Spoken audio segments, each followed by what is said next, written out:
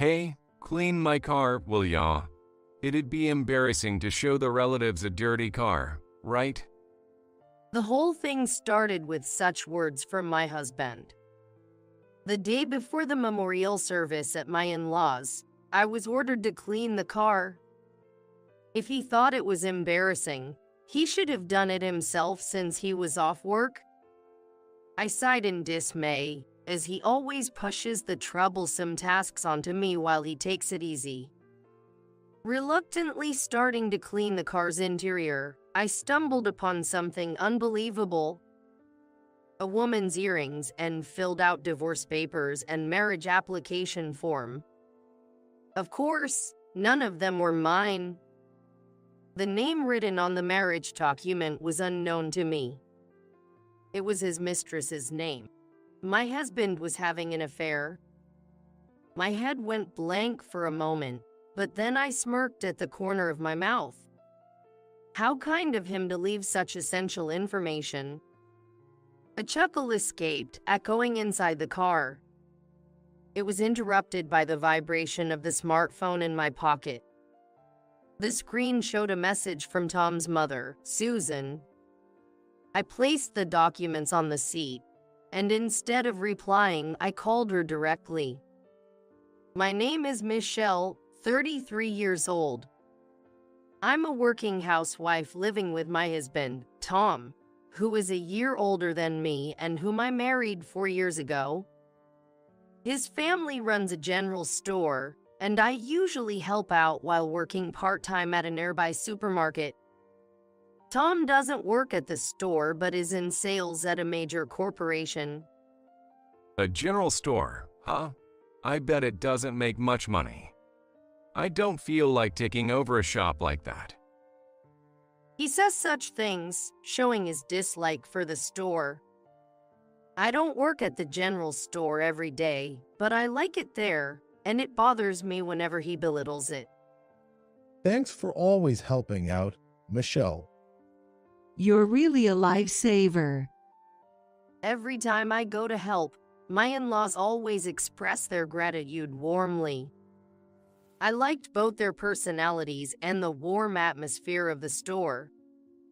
It wasn't just his belittling of the store. There were other things about Tom I wished he would change.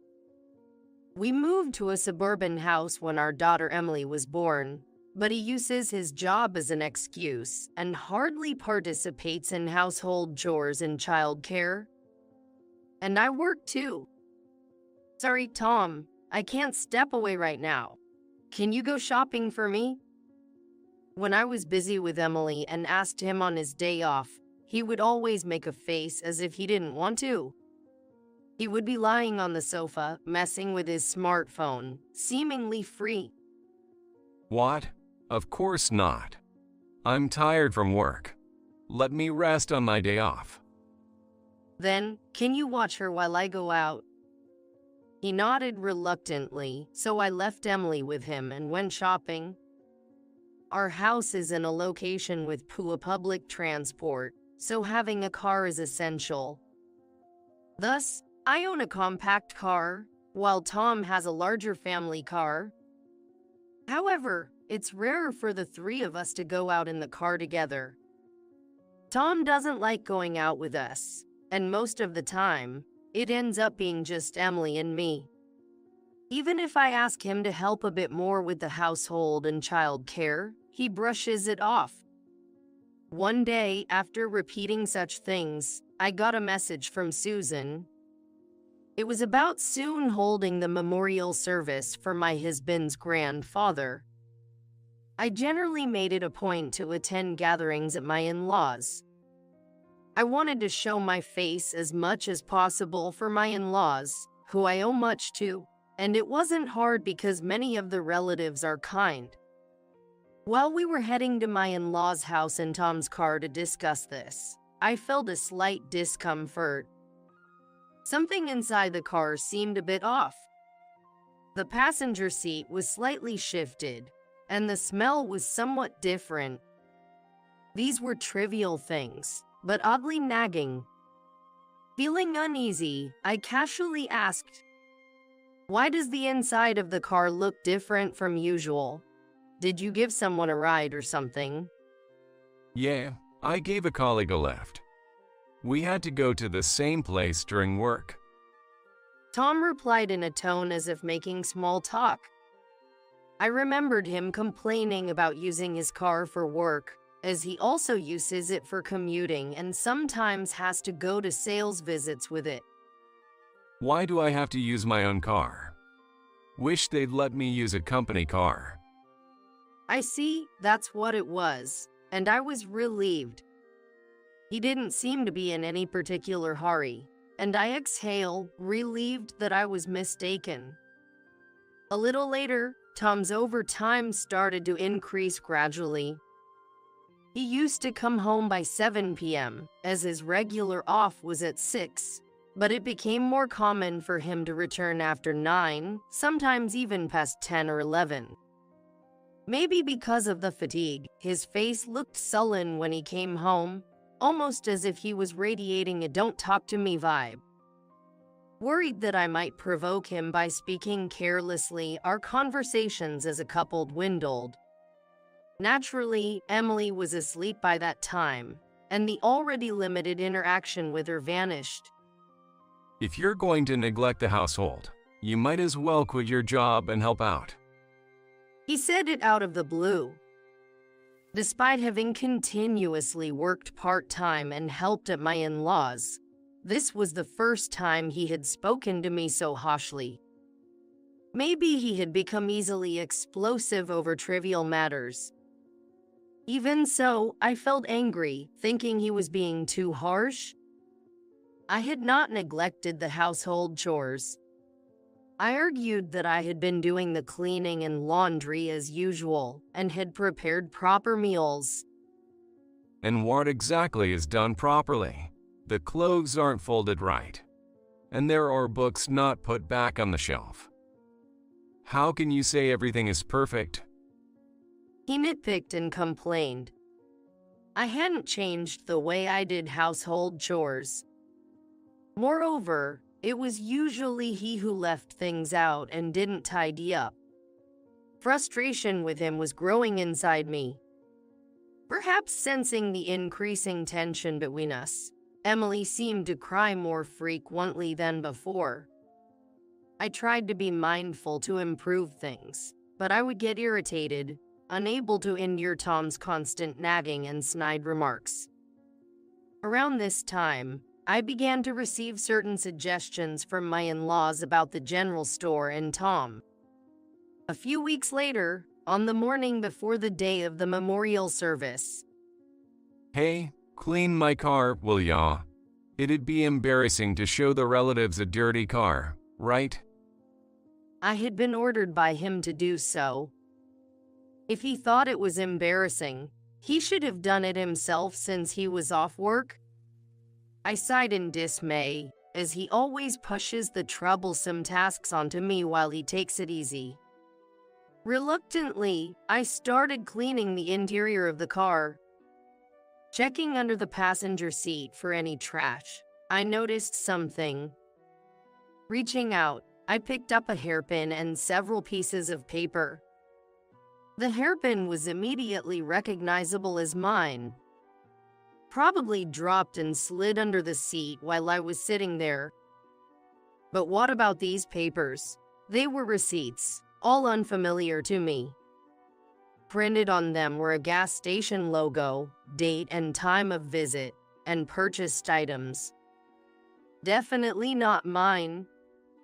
The reason being, the store name listed was one I usually don't visit. It might be around the area where Tom goes for work. Slightly puzzled, I decided to continue cleaning. This time I looked under the driver's seat, and again something had fallen out. I picked it up and found it to be a pair of sparkling earrings. I don't usually wear jewelry. I thought that a pair of earrings shaking in my arms would attract Emily's interest, and she would pull them away. Besides, I could not rule out the possibility that Emily might accidentally ingest the earrings if she dropped them somewhere in the house. That is why I did not have many accessories in the first place. Even if I did, it would only be in a drawer where Emily could not reach it. So who owns the things in my hands now? I remembered that I had felt something strange in the car before. Thinking about it, I think the smell at that time was a woman's perfume. It's not like I would lose something as obvious as earrings in the car.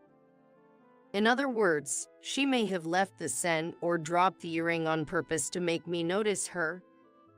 Is this a declaration of war? I opened the storage compartment on the dashboard, feeling that if I looked for something else, I would find it. I opened the dashboard compartment, expecting to find something else. To my surprise, I found a completed divorce and marriage certificate in there. Tom's name was in the husband column of the marriage certificate. And in the wife column, the name of a woman I did not know was written. My mind went blank for a moment. I had been thinking that it was suspicious when his overtime work began to increase rapidly. But this was a woman's shadow, no matter what I thought. I could already say that this was evidence of an affair. Even though I had a thinly veiled suspicion, I was puzzled when I finally saw something like this. But it was only for a moment. I twisted the edges of my lips into a grin. How kind of them to go out of their way to tell me their names and other necessary information. And I can't help but laugh at Tom's dumbness. I don't know if he didn't even consider the possibility that I might open the storage, but why did he do it in such a way as to give me the evidence? A giggle leaks out and echoes through the car. It is interrupted by the vibrating sound of the smartphone in my pocket. Displayed on the screen was a message from Susan. I placed the file on the seat, and instead of replying, I called her directly. Go, Michelle, what's wrong? Is there something you want to check? Yes, it's not about the memorial service. It's about Tom. At my serious tone, I heard Susan gasp. Telling the kind-hearted Susan about her son's affair might hurt her, but it was something that needed to be said. I told her about finding the divorce and marriage documents in the car. Michelle, can you come here in Tom's car right away? After a few seconds of silence, Susan murmured in a resolute tone. Tom had fallen asleep after ordering me to clean the car, so now was my chance. I went back inside, got Emily ready, and left the house. Upon arriving at my in-laws, my husband's parents greeted me with smiles. But their expressions were slightly strained, seemingly hiding their shock about their son's affair. As I was ushered into the living room, I laid out the evidence I found in the car on the table.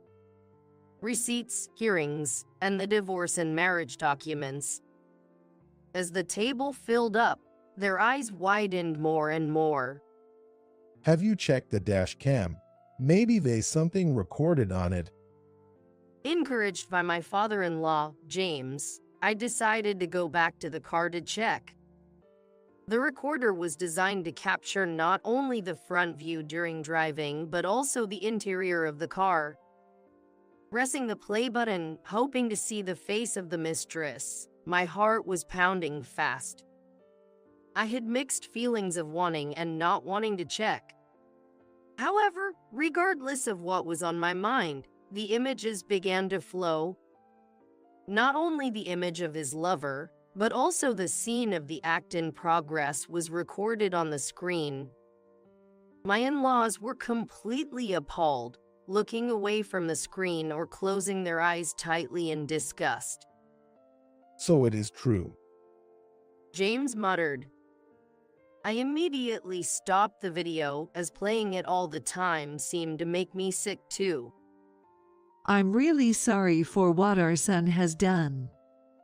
You should divorce him. He's no good. Despite being entirely blameless, my in-laws bowed deeply, apologizing. They had suspected something off about Tom all along. In fact, the two of us were thinking of closing the restaurant around the time we got married. This was because sales were sluggish. However, sales began to grow after I started helping out.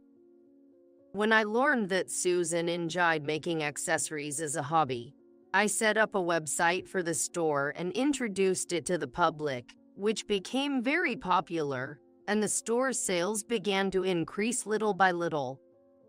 4 years later, things were going well, and my parents-in-law decided to leave me in charge of the store and go behind the scenes. They discussed this with Tom when he came home late. The in-laws had been conducting various investigations for the procedure and learned of Tom's infidelity. The recorder alone would have been enough evidence, but we were able to gather various other items as well. Now I could get a divorce on his behalf. Feel free to demand alimony from him. I decided to divorce on the spot. And since I also had the divorce papers just in time, I finished filling out my part of the form and went to submit it. Of course, the fact that Tom and his adulterer had also filled out the marriage certificate means that they had originally intended to divorce me and be together right away. After completing the filing, I also contacted my own parents and explained the situation. Michelle, are you okay? I couldn't allow them to hurt our precious daughter. They were both concerned and furious with Tom for having an affair. They also told me to take Emily and come back to my parents' house. The next day, I received a phone call from Tom. I could easily imagine that it was probably an angry call from him for not attending a memorial service at his parents-in-law's house on that day. Hey, where are you? Why didn't you attend the memorial service? As expected, Tom yells at me as soon as the call is initiated. It was so loud that I even heard a crackling sound. But I was not intimidated by it and answered in a matter-of-fact manner. Why? Because I'm no longer your family, so I don't need to be there, right? Plus, James and Susan should know about this. Huh? What are you talking about? Don't joke around. It made no sense. At that moment, he raised his voice again. You're the one joking. James must have been nearby and heard the conversation, as his scolding voice came through the phone. Susan seemed to be there too, as her voice could also be heard. Do you even understand how much you've been tormenting Michelle? For her sake, you should divorce quickly and set her free. At the mention of torment, realizing his affair was exposed, his previously bold voice changed to one of panic. Hey, sorry, I don't want to divorce. Please. Though it wasn't a video call and I couldn't see his face, I heard the sound of him sniffling, possibly crying. But it was meaningless to act like this now. The divorce papers have already been filed. Besides, he was already married to another woman. What do you mean by divorce papers? And another woman? He sounded puzzled by what I was saying. Since everything was out in the open, there was no use in him trying to deceive anymore. Tom fell silent as if deep in thought, and I told him there was nothing more to discuss and hung up the phone. A month later, Tom visited me, seeming furious. His emotions were all over the place, irritated, then crying in panic, and suddenly angry again, making me think distantly how intense his mood swings were. Well, we're divorced, so technically he's a stranger now. You filing those papers on your own has caused me a lot of trouble. Take responsibility. Hearing this, I almost laughed but managed to keep a composed face. In fact, when I checked the dash cam, I saw Tom and his mistress, Marissa, joking around and filling out the divorce and marriage documents. So, make sure you dispose of these properly. Sure, I got it. Marissa had pretended to throw away the marriage document, but when Tom was not around, she secretly stashed it in the dashboard. From the investigation into Tom's conduct, it turned out Marissa was a coworker, already divorced, and wanting to remarry him, so she deliberately left the papers to provoke me. It was just your mistress's provocation, I said in a cold voice, and he bit his lip, looking frustrated. He probably hadn't planned on staying with Marissa in the long run. His instruction to dispose of the marriage application form conveyed that much. Oh, and about the house mortgage. He looked puzzled, wondering how we had gone from discussing the affair to the house.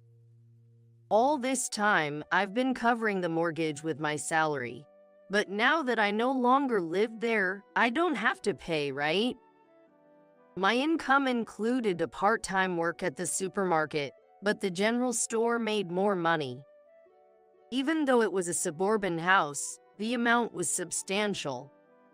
Tom looked dissatisfied, realizing I had been covering most of it. What do you mean? That store can't be making that much money. He still seemed to look down on the store. Snorting and narrowing his eyes, he glared at me. He might think I was bluffing, but unfortunately for him, this was the truth. I pulled out my bank book, opened it, and thrust it in front of him. He blinked repeatedly, scanning the same spot over and over. He rubbed his eyes vigorously, then squinted, taking his time to thoroughly check each figure. He seemed to find it unbelievable that I had earned that much money. His head dropped in dismay, but then he quickly looked up and approached me aggressively. Right, my parents run that store, right. So it makes more sense for me, their blood son, to take it over, not some outsider like you. Faced with his sudden nonsensical claim, I narrowed my eyes at him. What is he trying to say now? After all this time belittling the store and saying he wouldn't take it over, he must have been blinded by the prospect of money. However, I've already taken over the rights, so he can't inherit it. I've already inherited the rights, so I won't hand them over to you. I said this while thrusting the store-related documents at him. They were clearly signed by me and my in-laws. So, then, He looked down and then up to the sky, moving his head frantically as if searching for words. Then, as if he had found what he wanted to say, he looked straight at me and spoke. let's remarry. What? I had absolutely no intention of getting back with someone who had an affair. It was clear that he had no lingering feelings for me. He was just after the money. Absolutely not. Besides, you're already married to another woman, right? With that, I sent him away. Remembering that I had filed the marriage application form, he knelt on the ground as if in despair and groaned. Thanks to the evidence from the infidelity investigation and the dash cam provided by my in-laws, I was able to proceed advantageously and received a significant amount of alimony. Of course, I also claimed child support for Emily. At this point, he had incurred debts, but to make matters worse, Marissa's former husband, Ken, also demanded compensation from him. The reason Marissa was divorced in the first place was that her affair with Tom had been exposed long ago. Marissa and Tom were initially just colleagues. As they talked more about work, Marissa became interested in him. She was the first to get serious, wanting to be with Tom and deliberately acting in a way that would expose their affair. However, unlike my case, She did not leave any physical evidence, so the other party was not identified. I handed the evidence I collected to Ken, enabling him to claim alimony. Tom was forced into a debt-ridden life. Although he had a salary from a major corporation, it wasn't enough to cover everything. He had to repay the debt little by little while working, unable to spend on clothing or hobbies. Marissa was also claimed for compensation by me and Ken, plunging her into despair. Without money, the two of them lived in a cheap apartment, constantly fighting. It's your fault we got caught. Why did you deliberately leave evidences? Unable to rebut, Marissa would just sulk and lash out at things. Their shouting could be heard through the thin apartment walls, and they lived under the scornful gaze of other residents. Meanwhile, I was living a busy but fulfilling life, actively managing the general store. James helped with business consulting, and Susan dedicated herself to crafting. Susan recently started a craft workshop in a corner of the general store, which has been very successful. I am sure the store will continue to grow. With this thought, I smiled as I imagined a happy future. I decided to marry you because I thought you were a wealthy president's daughter, even though you're plain. But I don't need a woman who makes only $6 an hour. Dumb wife, get out of the house. I'm sick of being mothered by someone like you. I don't need a low-income old lady. Please leave. They smirked at me while saying such things.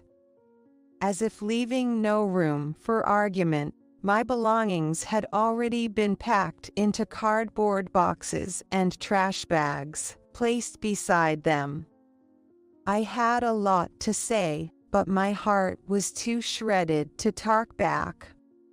So, you want to divorce me and have me leave this house, right? That's right. I'm glad you're understanding. Once you're gone, Dad can finally be happy. Fine, but you too will regret this. I wasn't so nice as to stay silent after being told all this. They will surely regret my leaving this house. My name is Susan Johns. I'm a 50-year-old office worker.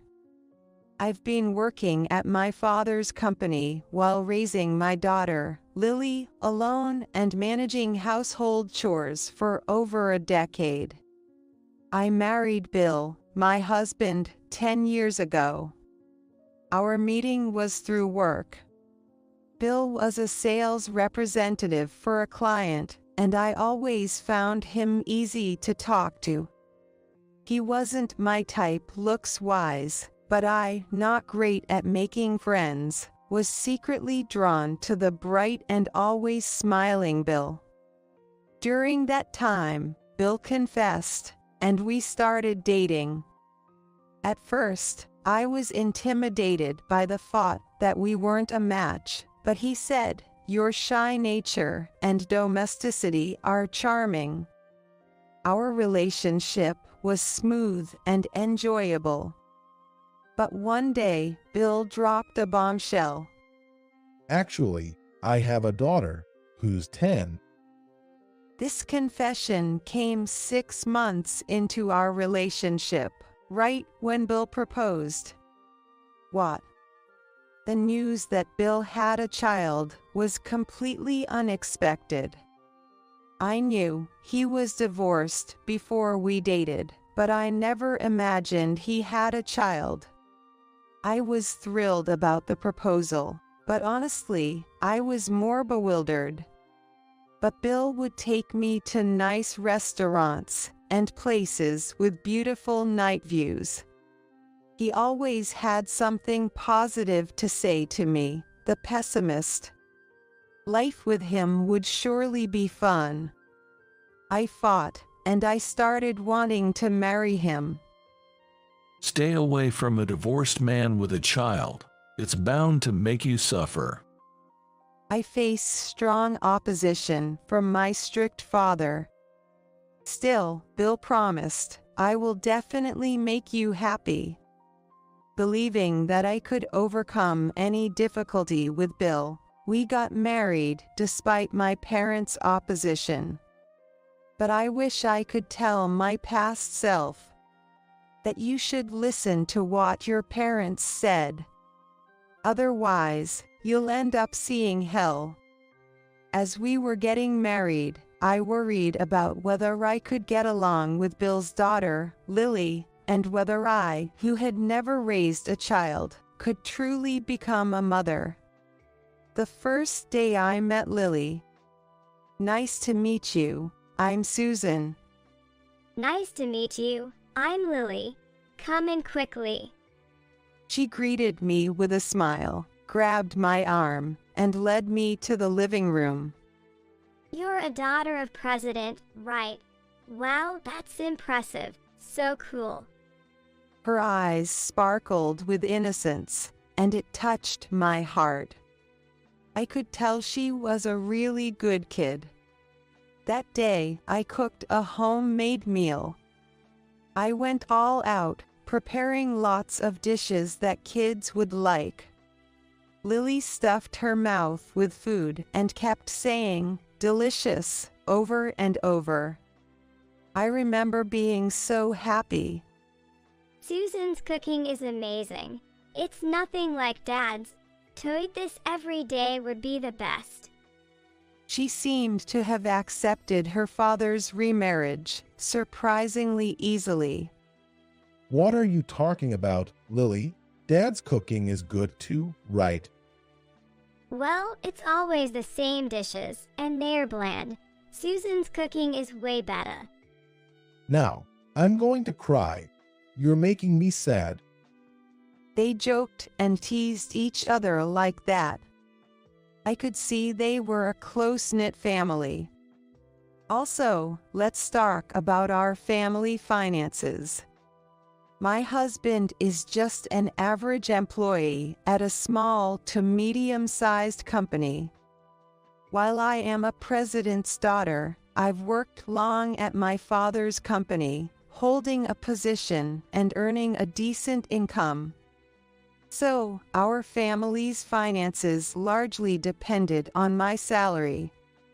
There was an understanding that my husband would actively take on household and parenting duties, so I never really had any complaints. Whoever can earn should do so, which was our family's approach. That's why I started by replacing my single-use furniture and appliances with family-friendly ones to make life easier for Lily and Bill, aiming to quickly become a full-fledged family member. The same went for our living situation. During my single days, I lived in an apartment owned by my father's company. It was too large for just me, so they decided to move into my apartment. And that's how the new life for the three of us, me, Bill, and Lily, began. When Lily first visited my apartment, she ran around, excitedly shouting, "It's so spacious, amazing." Seeing her like that, I vowed to do my best in parenting and work, hoping she would grow up to be a fine adult. Life with the three of us was stress-free, peaceful, and fun. Blood relation didn't matter. We three were a real family, looking forward to life ahead. However, reality was not so sweet. As Lily entered middle school, her attitude towards me began to change. She joined the badminton club in middle school. It was a club, passionate about practice, so she was at school during the day and at club activities from evening to night, gradually spending less time at home. On days off from club activities, she would come home from school, throw her bag on the sofa, and just play with her phone. That's when the distance between Lily and me began to grow. Even when I tried to talk to her, she wouldn't even nod, let alone face me. When I discussed Lily's attitude with my husband, he said, "It's just her being rebellious because she's in middle school, don't worry about it," and I thought it would settle down after a while. But no matter how long I waited, her attitude didn't change. I continued to try engaging with Lily, but the response was lackluster, and sometimes she would sigh deeply and say, "What? Don't talk to me," completely rejecting me. Even when watching TV together in the living room, Lily would only talk to Bill. It was as if she didn't hear anything I said. Yet, when she needed something, like, "Hey, I need this for club activities tomorrow, can you wash it?" she would talk to me. At other times, I was like air to her. Still, I tried to meet Lily's demands, not wanting our relationship to drift further apart. However, I also worked at a job that didn't just require weekends off. I was on a shift schedule and often swamped with work, even on my days off. My job was demanding, sometimes requiring me to telework, even on holidays. I don't dislike my job, and I'm thankful that I can work, but the busier work got, the more inevitable it was that I couldn't always meet Lily's demands. When I was trying to cook dinner, after work, she would ask me to buy a cake in front of the station, or to make a different dish, saying, "I don't like this side dish, make hamburgers instead." Every time I said no, Lily would make a displeased face, clicking her tongue and saying, "Useless, do it if you're a mother," before storming off to her room. Lately, my daughter often says, "A mother would do this, right?" I've said it many times, but on the family register, I'm Lily's mother, although Lily and I are not blood related. I have always tried to earn Lily's acceptance, but I still feel she doesn't recognize me as her mother. Every time Lily says that, I blame myself for not being able to meet her demands and fall into self-loathing. The same goes for my relationship with my husband. Bill was very kind and full of smiles when we first met, trying to get my attention. However, it seems he's the type who doesn't feed the fish once caught, as his attitude towards me cooled off after a year of marriage. We no longer felt like a close couple, but more like mere cohabitants. So I tried to get his attention by suggesting, "How about we go on a date, just the two of us?" But he rejected it, saying, "A date? We have a daughter, Lily. It's weird to talk about dating. What would Lily think?" I wanted to remind him that we dated, even though he had a child when we met. But saying that would only make him angry again. What troubled me most was the reckless spending of Bill and Lily. I earn a good salary from my father's company, holding a position there. Yet, due to their spending, we hardly save any money. I've repeatedly pointed this out to both of them, but they never tried to improve. Not only that, You're so stingy. She's such a terrible woman. they even started saying that I'm not having a happy marriage life. However, I tried to convince myself that perhaps this is just what marriage is like, as I married for the first time after turning 40. Time flew by, and before I knew it, I turned 50. Lily has turned 21, and today we are throwing a celebration party for her. Turning 21 signifies reaching adulthood, a milestone that represents stepping into a new stage as an adult. In our area, we celebrate it in a big way too. It should be a joyous occasion to celebrate my important daughter's 21st birthday. However, I couldn't feel genuinely happy. I remembered the day we first met when I thought, I'll do my best in parenting so she can grow into a respectable adult. On the day of the celebration, I took the day off work, prepared the dress as my daughter had requested, and also made an appointment at the beauty salon. I was fully prepared for the celebration, getting up early in the morning to drive my daughter. After getting dressed and ready, seeing Lily's glamorous appearance made me naturally break into a smile. "You look truly beautiful. You've become a lovely woman." My husband exclaimed, "Wow, Lily, you look great. Truly my daughter, the most beautiful one." Lily smiled only at her father, saying, "Thanks, Dad." However, she completely ignored my words. My husband was dressed in a suit, getting ready to head to the party venue. I had also put on nicer clothes than usual, intending to go to the celebration party with Lily and my husband. But then, what? Why is the old lady trying to come? "You absolutely must not come to this ceremony," she sharply told me. My daughter, calling me old lady and hurling insults. Wait, but I wanted to go, since my daughter is dressed so beautifully. Even though I tried to keep smiling despite the harsh words, it seemed to have the opposite effect.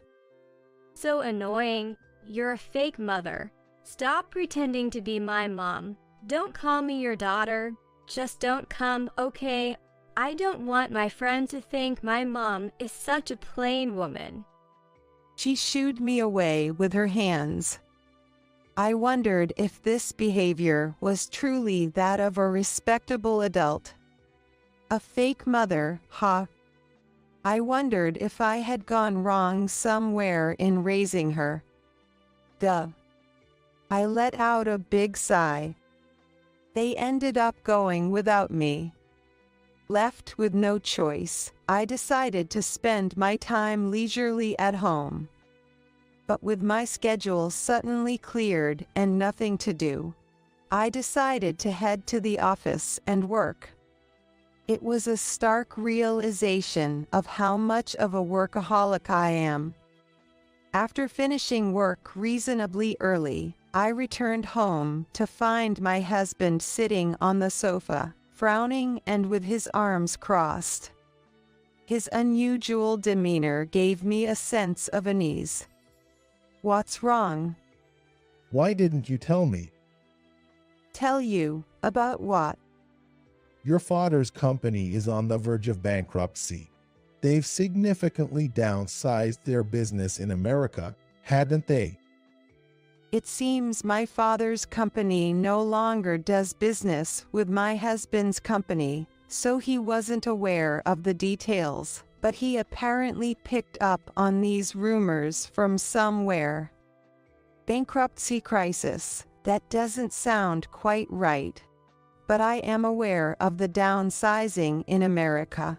I wanted to discuss it, so I was planning to talk after the celebration party. What? You were just planning to talk about it. What about the salary? What's going to happen with it? It seemed he only worried about my salary. The salary might decrease until things settle down, I guess. What? You're joking. Lily is still going to college, right? How are we going to handle the tuition? We have the tuition covered. Besides, I tried to explain the situation with my father's company and why the salary might decrease, but my husband wouldn't listen at all. Enough. You can turn money, and you can't even get along with your own daughter. You really are a failure as a mother. His words, a failure as a mother, pierced my heart. It's true that my salary had decreased, and I couldn't even pretend to have a good relationship with my daughter. Being so bluntly denied, my place shook me. I need to rethink our future together. Saying so, he slammed the door loudly as he left the house. I also wanted to rethink our future. I had intended to have a proper discussion after Lily's celebration was over. Why does nothing ever go right? The next day was busier than usual at work, so I decided to stay late before heading home. Bill used to say that the one who earns more should work and the other should cook if they get home early, but that promise had long been broken. Assuming there would be no dinner prepared at home again today, I decided to buy ready-made meals to get by. When I arrived home, I found Bill and Lily smirking about something. Usually, they would just watch TV or stay in their rooms when I got back, so their behavior was noticeably odd. Their reaction was as if they had been waiting for me to return. But it didn't seem welcoming. I had a bad feeling about this. My bad premonitions like this always tend to come true. And today was no exception. You're finally back. Took you long enough. Really? You're so late. We got tired of waiting. Well, I've been a bit busier recently with new tasks at work. But what's going on, both of you? Here, take this. He threw a large package at me. Open it and see. Is this? When I opened the bag, of course, there was no present inside. I found it filled with my clothes and cosmetics. What in the world? I couldn't understand, my farts failing to catch up. Then my daughter said, "Come this way," and led me to a room at the back of the living room.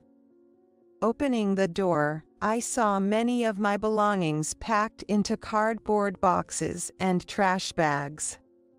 Geez, Mom, you have too much stuff. It was tough to pack everything up, you know. I even took time off work to do this. Really tired me out. That's funny. Poor Dad. Watching them laugh together, I finally understood their intention. You want me to leave? That's right. Lily and I have been discussing this for a while. Yeah, Mom, your father's company is in serious trouble, right? And your salary has decreased, hasn't it? No use hiding it. I heard everything from Dad. No, that's... Really, your role in this house is over. That's right. We don't need someone who can turn money anymore. Without giving me a chance to speak, it seemed they were both intent on blaming me. They spoke so rapidly that I couldn't find a moment to interject, and just listened with my head down. As I remained silent, they seemed to forget my presence, and their true feelings spilled out. I married you because I thought you were a daughter of president, only to find out it was a complete misfortune. Exactly. I thought I could live in a fancy apartment and be a rich kid, accepting a plain-faced mom like you, only to be scolded for spending too much. With this face, I can't even tell my friends you're my mom. What are you both saying? I managed to interject with a feeble voice, but this only fueled their momentum. I can say it now. I married you for help with child care and money. What? I couldn't believe what I was hearing. My ex-wife was terrible at parenting. She couldn't earn or handle child care, went into postpartum depression, and that's why my first marriage failed. I took custody of Lily because she mattered to me, but as a mere employee at a small company, I thought I couldn't raise her alone. So I looked for someone plain who seemed to have some money and wouldn't betray me. Then it turned out there was someone who fit the bill perfectly, and that someone was you. You're kidding. I married you against my parents' wishes. You're such an idiot. You'd blush at any compliment. It was so easy to win you over. And I even married you. That's cruel. Who's cruel here? A failing company is just too much. I saw your recent pay slips. You're making like $6 an hour. It's the worst. Now that Lily is all grown up, we don't need a low-income, dumb wife. Get out of the house. My wage is $6 an hour. What are they even talking about? I couldn't make sense of any of it. As I silently pondered, my daughter continued, echoing my husband's sentiments. I'm so tired of having a mother like you. We don't need a low-income old lady. Please leave. Their cruel words shattered my heart. They've been feeling that way. I never realized that. I wanted to say so much, but I no longer had the energy. So, you want to divorce me and have me leave this house, right? That's right. I'm glad you're understanding. Poor Dad, hurt and deceived by this woman. Finally, you can be happy. I wondered why my daughter hated me so much. I don't recall doing anything to deserve such harsh words from either my husband or my daughter. My daughter seemed to despise me intensely, glaring at me with a demonic expression. Seeing her like this, my husband smirked with satisfaction. I felt anger boiling up inside me at the sight of my husband's smug expression. I'm not so kind-hearted as to stay silent after being treated this way. Surely they will regret it when I leave this house. I began preparing to leave immediately. Oh, so you're really going to leave. It looks like you finally realized you're a burden in this house. It took long enough. My husband sarcastically moved my belongings to the entrance. Seeing my husband moving the bags, my daughter oddly sympathized with him, saying, "Dad is such a good-hearted person to help move the luggage." We'll send the remaining items by cash on delivery later. But if you don't move your stuff out within a week, we'll dispose of everything, just so you know. He suddenly told me to leave, set a deadline for moving out my belongings, and then he's now threatening to dispose of them if I don't meet the deadline. How incredibly selfish. Fine, but let me say this, you will definitely regret it. Be prepared. I said to my husband in the loudest voice I've ever used in my life. Regret? No way. He laughed, but I ignored him and left the house. That day, I decided to stay in the company-owned apartment. I planned to live there until I found a new place. Though I could have had my belongings sent, I didn't want my address known, so I waited for a chance when my husband and daughter were away to hire movers myself. As we both worked, our savings were split equally between us. My husband, with his spending habits, had no savings. As a result, a significant portion of the money I had saved ended up going to him, but that was the rule, so I had to comply. In the end, I handed over about $100,000. Well, I hope they used that money for my daughter's college expenses. That was the plan, anyway. And so, our divorce was finalized. My heart was torn until the divorce, but surprisingly, I felt more at ease and happier after it was done. My feelings were unexpectedly clear. It just shows how distorted my married life had been. 2 months after the divorce was finalized, I received a call from my ex-husband. I hesitated to answer, suspecting what it might be about, but curious about his predicament, I decided to listen for amusement. Hey, what the hell is this about? My ex-husband sounded quite panicked from the get-go. What's wrong? I had a pretty good idea what the issue was, but I asked anyway. I've been told to leave this house by tomorrow. Why? It's our apartment, isn't it? Of course, it's my company-owned apartment. It's clear that 2 strangers divorced from each other shouldn't be able to live together. It's quite obvious. But, even if you say that suddenly, I have no idea where to go next. Can you ask your father to let Lily and me continue living here? What are you talking about? I was suddenly kicked out by you 2 months ago, with no place to go. Fo is completely unconcerned about that. About that, I'm sorry. So, can you help us out? No matter what you say, it's impossible. Is that all you wanted to say? I'm hanging up. Such a cheap apology surely won't make me forgive what happened that day. Even after our divorce, it seems this man still underestimates me to no end. As I was about to hang up, my ex-husband said, Wait, don't hang up. What now? Is there something else?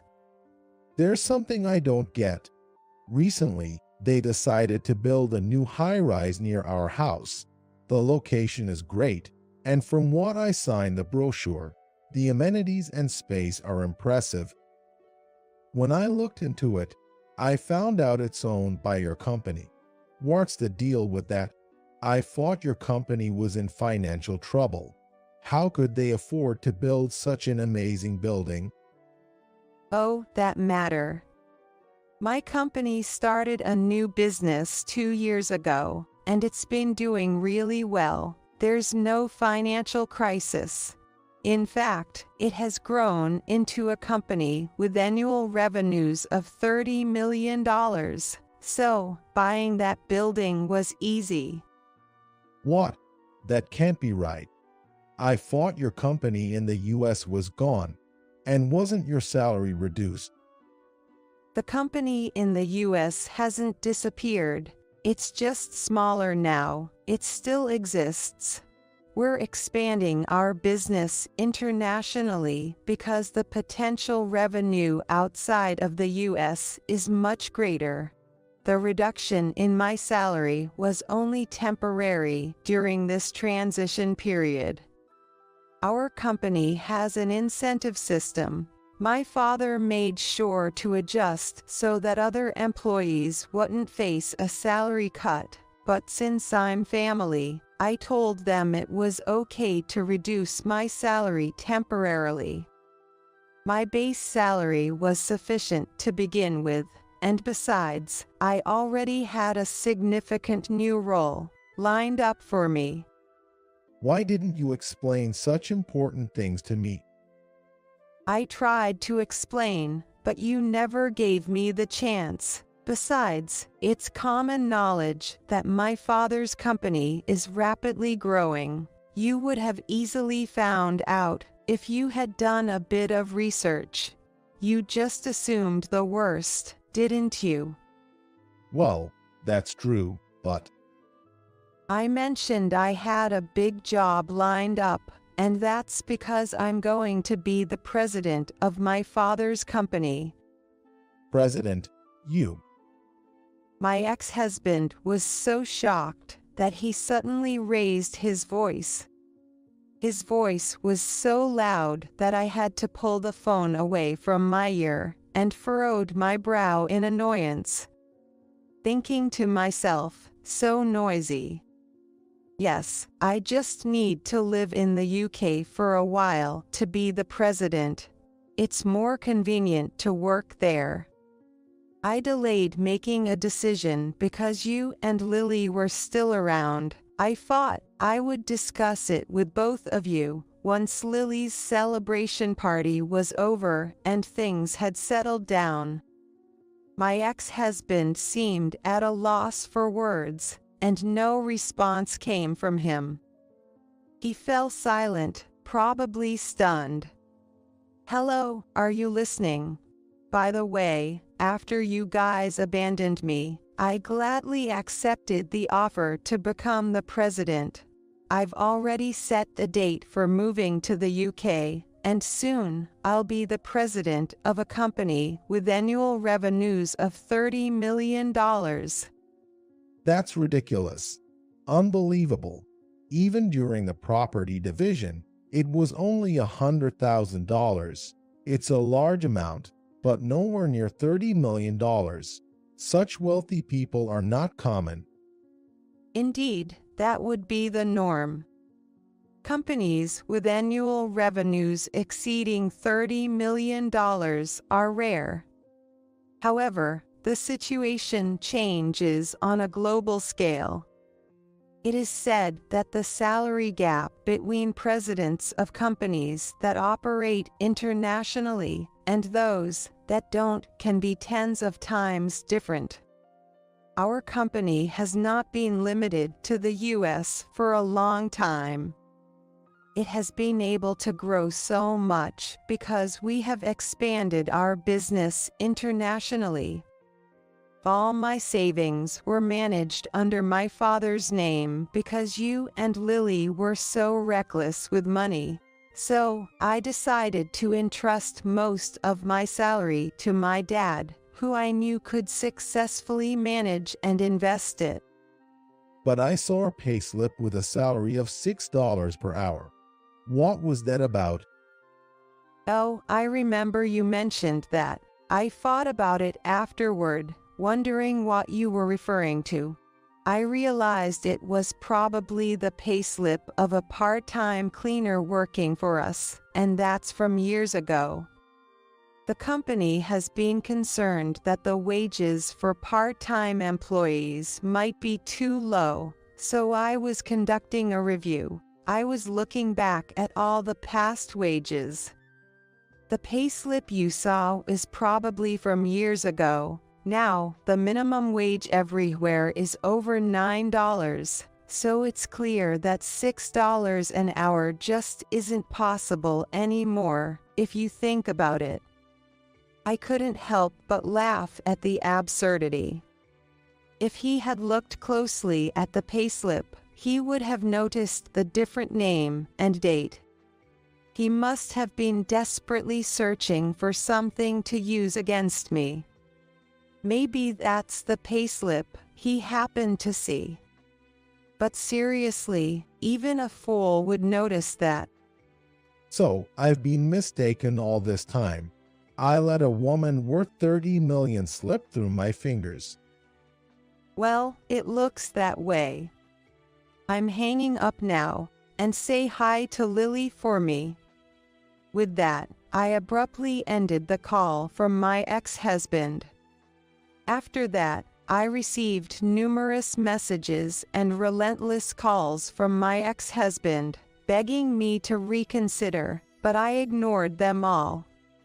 Still, he was so persistent that I blocked him on everything yesterday.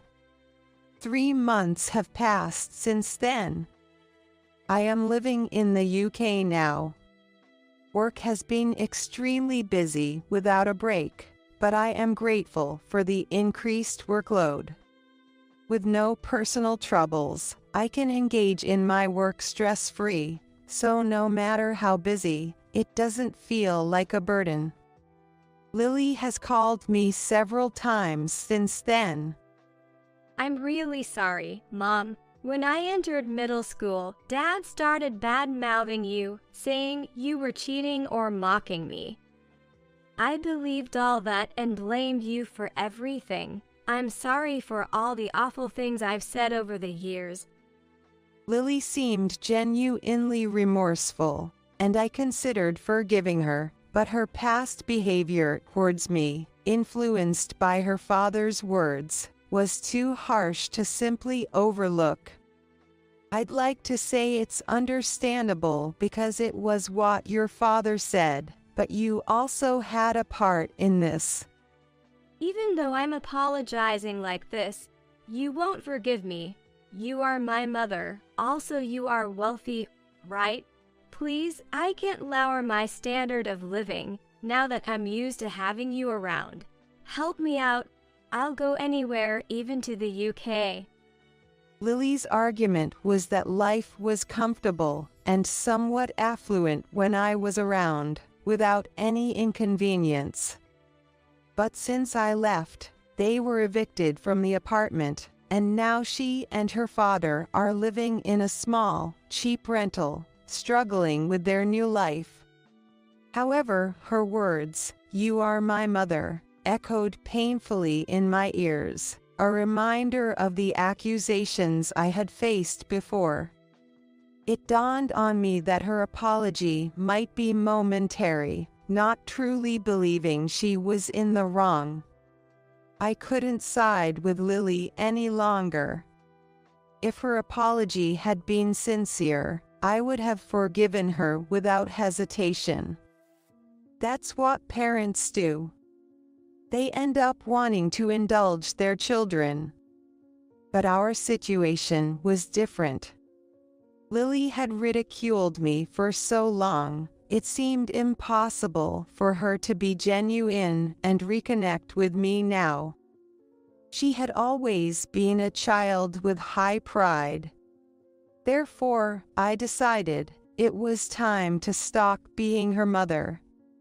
You said, "You're my mother," but you also told me not to act like a mother to you. So, I stopped doing that. I stopped acting like your mother. Sorry, but you are now a full-fledged adult. From now on, you need to live your life on your own. Good luck. Wait, what? Are you abandoning your daughter? Without your help, I can't go to college, and my first paycheck will all go to rent. You abandoned me first, remember. Besides, I gave your father $100,000. You shouldn't have to live so tightly, at least for now, right? That money, Dad bought a car and I bought a designer bag, so there's hardly any left. Lily said that, looking a bit awkward. It seemed that both my ex-husband and daughter, having lived comfortably on my salary, couldn't stop their lavish spending suddenly. But that's not my concern anymore. I don't care about that. I've made up my mind. You need to figure it out yourself. Goodbye. With that, I ended the call. However, I didn't intend to block my daughter. She is someone I've spent over a decade with, after all. If she ever genuinely finds herself in trouble and sincerely apologizes, putting aside her pride, then perhaps I'll be there to help. But that seems like a distant possibility. Life in the UK is busy and not easy, but I am happy now. Someday, I might plan a recreational trip to the US with my employees who live in the UK. Thinking about such things, I spend another peaceful day alone. My name is Rachel Keller. I've been married for 10 years. My husband is a hard worker and very family-oriented. He's quite meticulous, and sometimes we go out as a family on his days off, just a regular family, really. He also treats my parents with great respect, and I think he's just the perfect husband. However, I recently caught him coming out of a hotel with his mistress. I couldn't believe my eyes, but it was unmistakably my husband, Stephen. The mistress looked younger than me, radiant. Oh, so he has someone he likes. That was my first thought. I'm pretty straightforward, often told by my parents that I'm super positive, clear and open. Perhaps because of this, my motto has always been to accept what comes and not chase what goes. When we got married, I had decided that if Stephen ever fell in love with someone else, I would gracefully step aside. And with all the men I've dated before, whenever they said they found someone else, I've always let go completely and moved on. So, it should be the same this time. But the fact is, seeing them arm in arm, looking so close, it really hurts. But there he is, looking so happy. Seeing my husband's face like that, I felt a storm raging inside me. So I approached them. Stephen, not expecting to run into his wife in front of the hotel, couldn't hide his shock. Rachel. Huh? Who's this? The woman looked back and forth between me and Stephen, clearly puzzled. No wonder she was confused. Stephen. Rachel, this is, well. I was in the way of your happiness, wasn't I? Those were the words that came out of my mouth. No, it's not like that. There's a reason for this. It's okay. I'm sorry. With that, I turned on my heel. Stephen was shouting, "No, it's not what it looks like," but the woman clung to his arm, preventing him from chasing after me. I started running away from Stephen. After running for a while, when I was sure he wasn't following, I stopped to catch my breath. Then, I reflected on what had just happened. No matter how many times I think about it, him coming out of that hotel means it's an affair. Or maybe it's serious. If that's the case, then he has chosen someone else over me. I began to walk slowly, pondering how things got to this point. No matter how straightforward I am, the betrayal still hurts. Although I used to decide on breakups easily, now that we are married, separating is painful. But he has chosen someone else, so I guess it's inevitable. I tried to convince myself, but my vision blurred all the same. Before I knew it, tears were streaming down my face. Our marriage was blissful. Even when I was busy with work, Stephen never complained and willingly did the nursery drop-offs and pickups. When our child had a fever, he'd take time off work to care for her.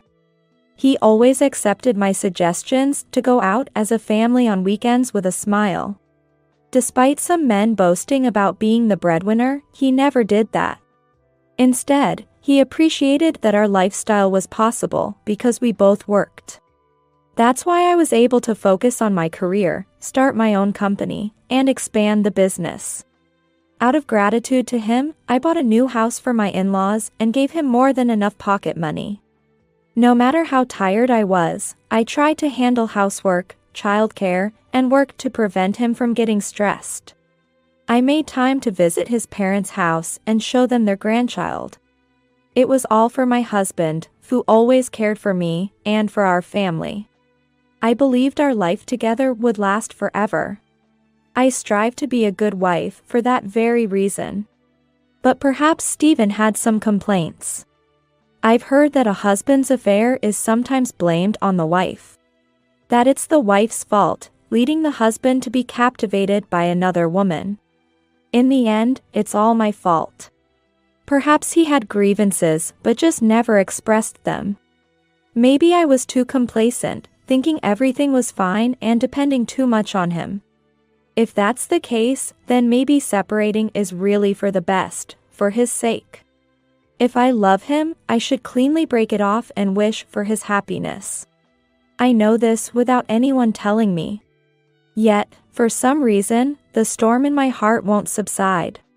Why? No matter how many times I ask myself, I can't find an answer. I keep walking, and seeing other couples makes the pain surge anew. I had that phase with him once, so where did it go wrong? Why did it come to this? I always thought family was the most important thing, but it seems he wanted to prioritize being a man over family. This is a betrayal. A betrayal of the marriage vow. The anger of being betrayed. Yet, what I feel is not anger but pain and sorrow. And regret for not being able to make my husband happy. How could this happen? Then, a new storm hit. What about our daughter? It's not just me who's been betrayed. What will happen to her? She adores her dad and thinks living with him is her happiness. Yet, he betrayed her too.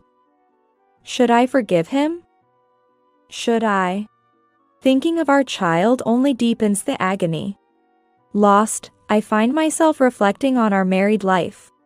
Those happy 10 years. They weigh heavily on me. If only I could pretend I never saw it.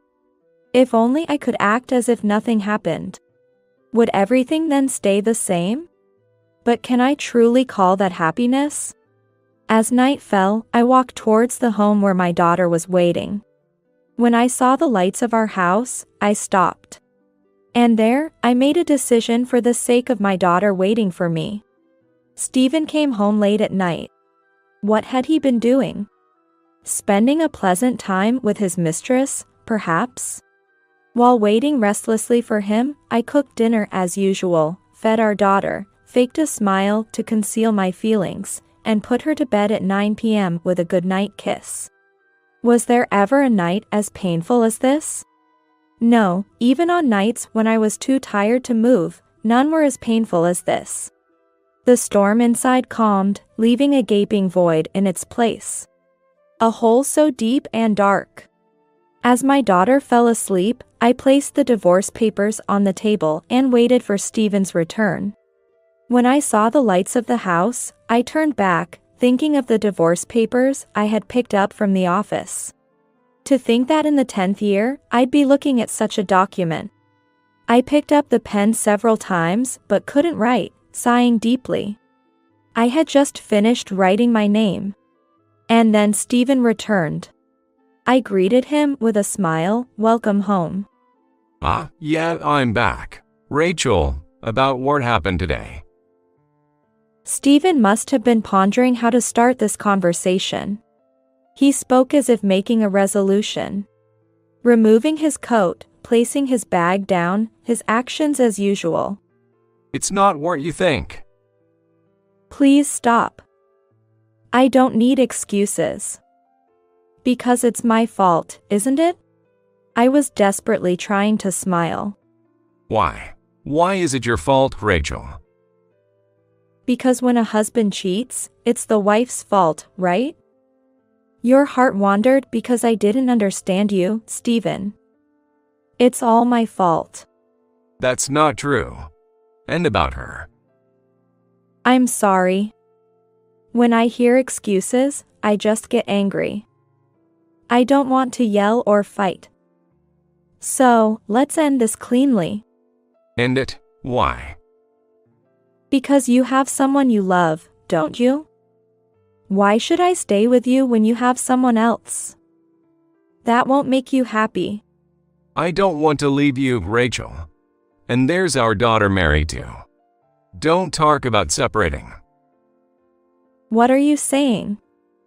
You chose her over me and Mary, didn't you? Yet you won't leave either of us. Don't you feel sorry for her? That's just sad for her. No, it's different. It's not that serious with her. Not serious? That's a lie. I don't know what kind of relationship you want, but I think she's serious. I've had you all to myself for 10 years. So now, I'll step aside for her. I think that's best for both of us. I want you to be happy. I am happy enough. Please, sign this. Your happiness is my happiness. No, I'm sorry. Please, I don't want to break up this family. It's not about breaking, Stephen. You're just starting a new life. I don't think of it as breaking. I love you so much that I just want you to be happy. Please sign this. I don't want to stand in your way any longer. Rachel. No matter how much Stephen said he didn't want a divorce or tried to talk about starting over, I had no intention of stopping the divorce. Finally, Stephen gave in and signed the papers. I'm sorry, Rachel. It's all because I harbored feelings for another woman that I made you write this divorce paper. It's okay, don't worry about it. Remember what I said when we got married? If you ever fell in love with someone else, we would part ways cleanly. I never thought you could actually do it. I never thought it would be this painful to decide to leave you. But if staying with me means you miss out on happiness, then it's better we part ways. Why can you sacrifice yourself so much? You should be scolding me, throwing your anger at me. It would be easier for me. You might find it easier, but I won't do something just to make you feel better. I don't want to end in a fight. If you and she can be happy, then that's my happiness. So I won't throw my emotions at you. I'm not that kind. I don't think of forgiving you for betraying our daughter. Being treated kindly can be painful, right? You care about me that much. Rachel, you're like a goddess. A goddess, huh? I wonder what happens when you betray a goddess. Divine retribution can be quite painful, you know. But then again, it's not a god but me, a human, who'll deliver it. Before we divorce, there's something I want to know. What is it? Why did you have feelings for another woman? What was wrong with me? No, Rachel, there was nothing wrong with you. You were a perfect wife. It was just my weakness. So, I wasn't at fault? Yeah, maybe too perfect, if anything. Too perfect? Yeah, you were too perfect, and it made me lose confidence. Maybe that's why my feelings shifted towards something imperfect. What?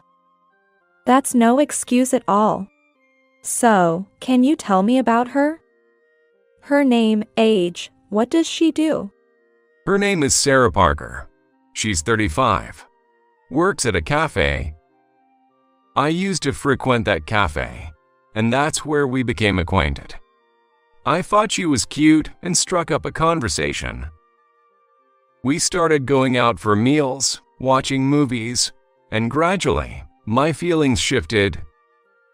She must be very cute then. Yeah, exactly. All right, thank you. You can have this luxury condo. What? I'll be taking custody of our daughter. That's enough for me. It's not easy to find a place like this, and you'd want to live in a nice home as newlyweds, right? What will you do, Rachel? I'll look for another apartment. But can you wait a week? I need that time to find a new place. No, you should stay here, Rachel. It's too big here. And living in this room, filled with our memories, would be too painful for me. I see. All right, thank you. She'll probably be happy about it. No, don't mention it. I'll fully support your happiness. I said this with a broad smile on my face. The next day, I visited my in-laws' house to apologize to George and Diana, who had always treated me like their own daughter and loved my daughter, for not being able to keep Stephen's heart. George, Diana, I'm really sorry. I couldn't hold on to Stephen's heart. It's all my fault. He had an affair, really. Yes, so I got him to sign the divorce papers. I'll be leaving the current apartment within a week. Then, he can remarry her with no holds barred. How could this happen? Why divorce? It's my fault. So, I thought stepping aside is the best way for Stephen to be happy. It's not your fault, Rachel. He's the one who did wrong. Well, if you can't forgive that, then divorce is inevitable, I guess. I'm truly sorry for being such an imperfect wife and causing George and Diana distress. I spoke earnestly, blaming myself for my husband's infidelity and apologizing sincerely. George and Diana understood and said it's Stephen who should be apologizing. Poor Mary, if that's the case, it can't be helped. Yes. I'll have custody of our daughter. I'm grateful to him for leaving her with me. A mother's care is best, better than being raised by a stepmother. Thank you. I expressed my gratefulness sincerely and left my in-laws' house, never to return. Leaving there, I went straight to the district court to submit the divorce papers. Then I began looking for a new apartment, moving out of the familiar condo within a week.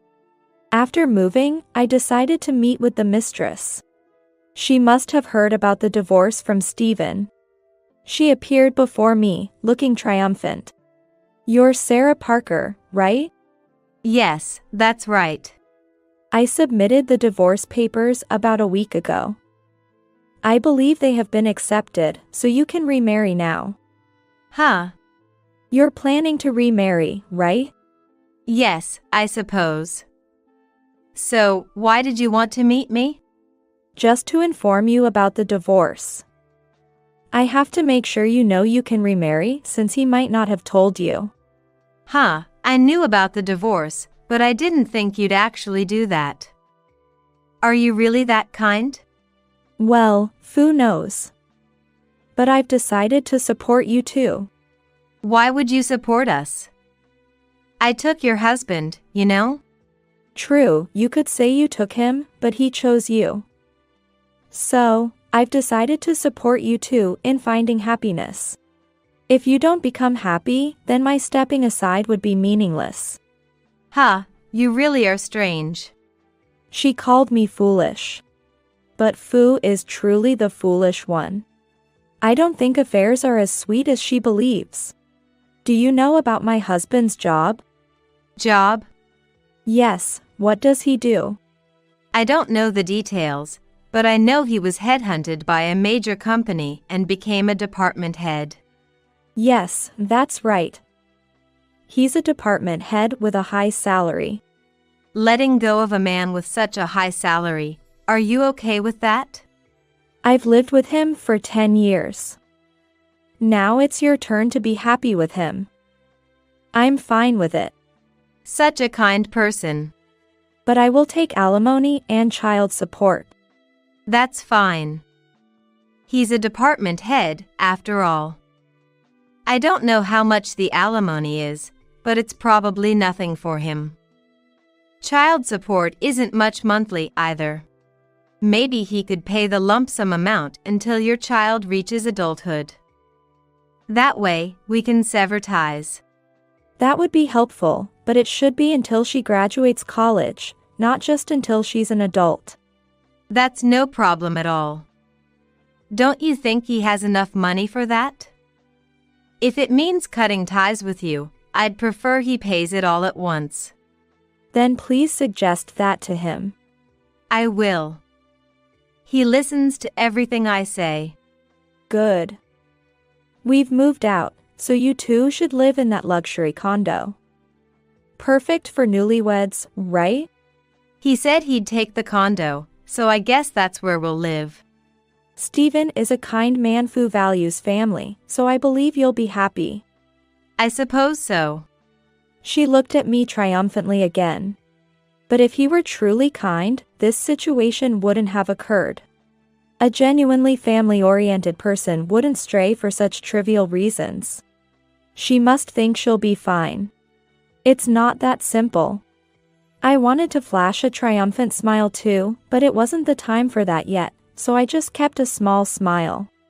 But my praising Stephen seemed odd to her, prompting a question. I get that you're a nice person, but how can you forgive being cheated on? It's my fault for not keeping his interest on me. He said he hated my perfection. Must have felt suffocated, I guess. Not so perfect if I couldn't see that, huh? You blame yourself, huh? But he's a catch, a department head. Aren't you worried about letting that go? If you're happy, that's all that matters to me. I value happiness over money. Besides, he gave me custody. That's enough for me. You really are strange, almost foolish. Are you planning a wedding? Of course. Well, I know someone who owns a big wedding venue. Booking there usually takes months. Would you like me to put in a word? Might get you a discount. Really? That would be great. Yes, they have gorgeous wedding dresses too. You want a lavish wedding, right? Sure, doesn't have to be cheap though. He's a department head after all. But I'd like to get married soon. Got it. Let me know when you're ready, and I'll arrange everything. Any time is good. We're ready to get married now. That sounds exciting. You're such a good person. Am I? I hope it's the best wedding ever. That night, I heard from Stephen. He was excited, saying Sarah told him about the wedding venue arrangement. You're handling the venue too? Yes, my friend owns it. They said they'd make it the best wedding possible, even though it's usually a 6-month wait. It's that busy. Yes, it's a famous place. But they promised to make room for you. Thank you. I don't know how to repay you. It's me who's at fault here. It's fine. I'd do anything for your happiness. I'll pay the alimony and child support in full. It's manageable. Good to hear, that eases my mind. Sarah is happy, but she hates that we're still connected. So, paying in full seems best. I'm glad.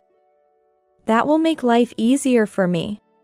I might pay a bit more for the alimony. Really? Are you sure? Yes, of course. Just don't regret it later. Huh? Don't worry, seeing you two happy makes me happy too.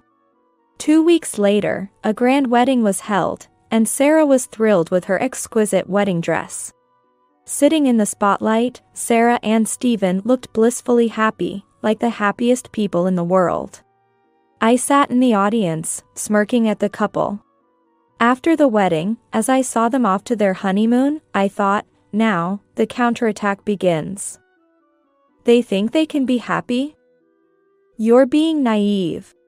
Sure enough, when Stephen returned from the honeymoon and went to work, he found a disciplinary notice on his desk. Shocked by the sudden action, he rushed to the CEO's office. But the CEO said he didn't know the reasons as it was the chairman's decision. Stephen insisted, but couldn't change the outcome. Dejected, he gathered his belongings and left the company. When he got home, he found a bill from the wedding venue. Opening it, he called me, his voice almost a scream. His voice sounded like a scream, almost. Oh, Stephen, what's up? I've been fired. Out of nowhere. That's tough. I don't understand why I was let go. Really? No idea why. None at all. I haven't made any big mistakes, and now this disciplinary action. The chairman made the decision, and I can even meet him to find out why. The CEO just tells me to leave. Well, that's unfortunate, isn't it? It's not just unfortunate.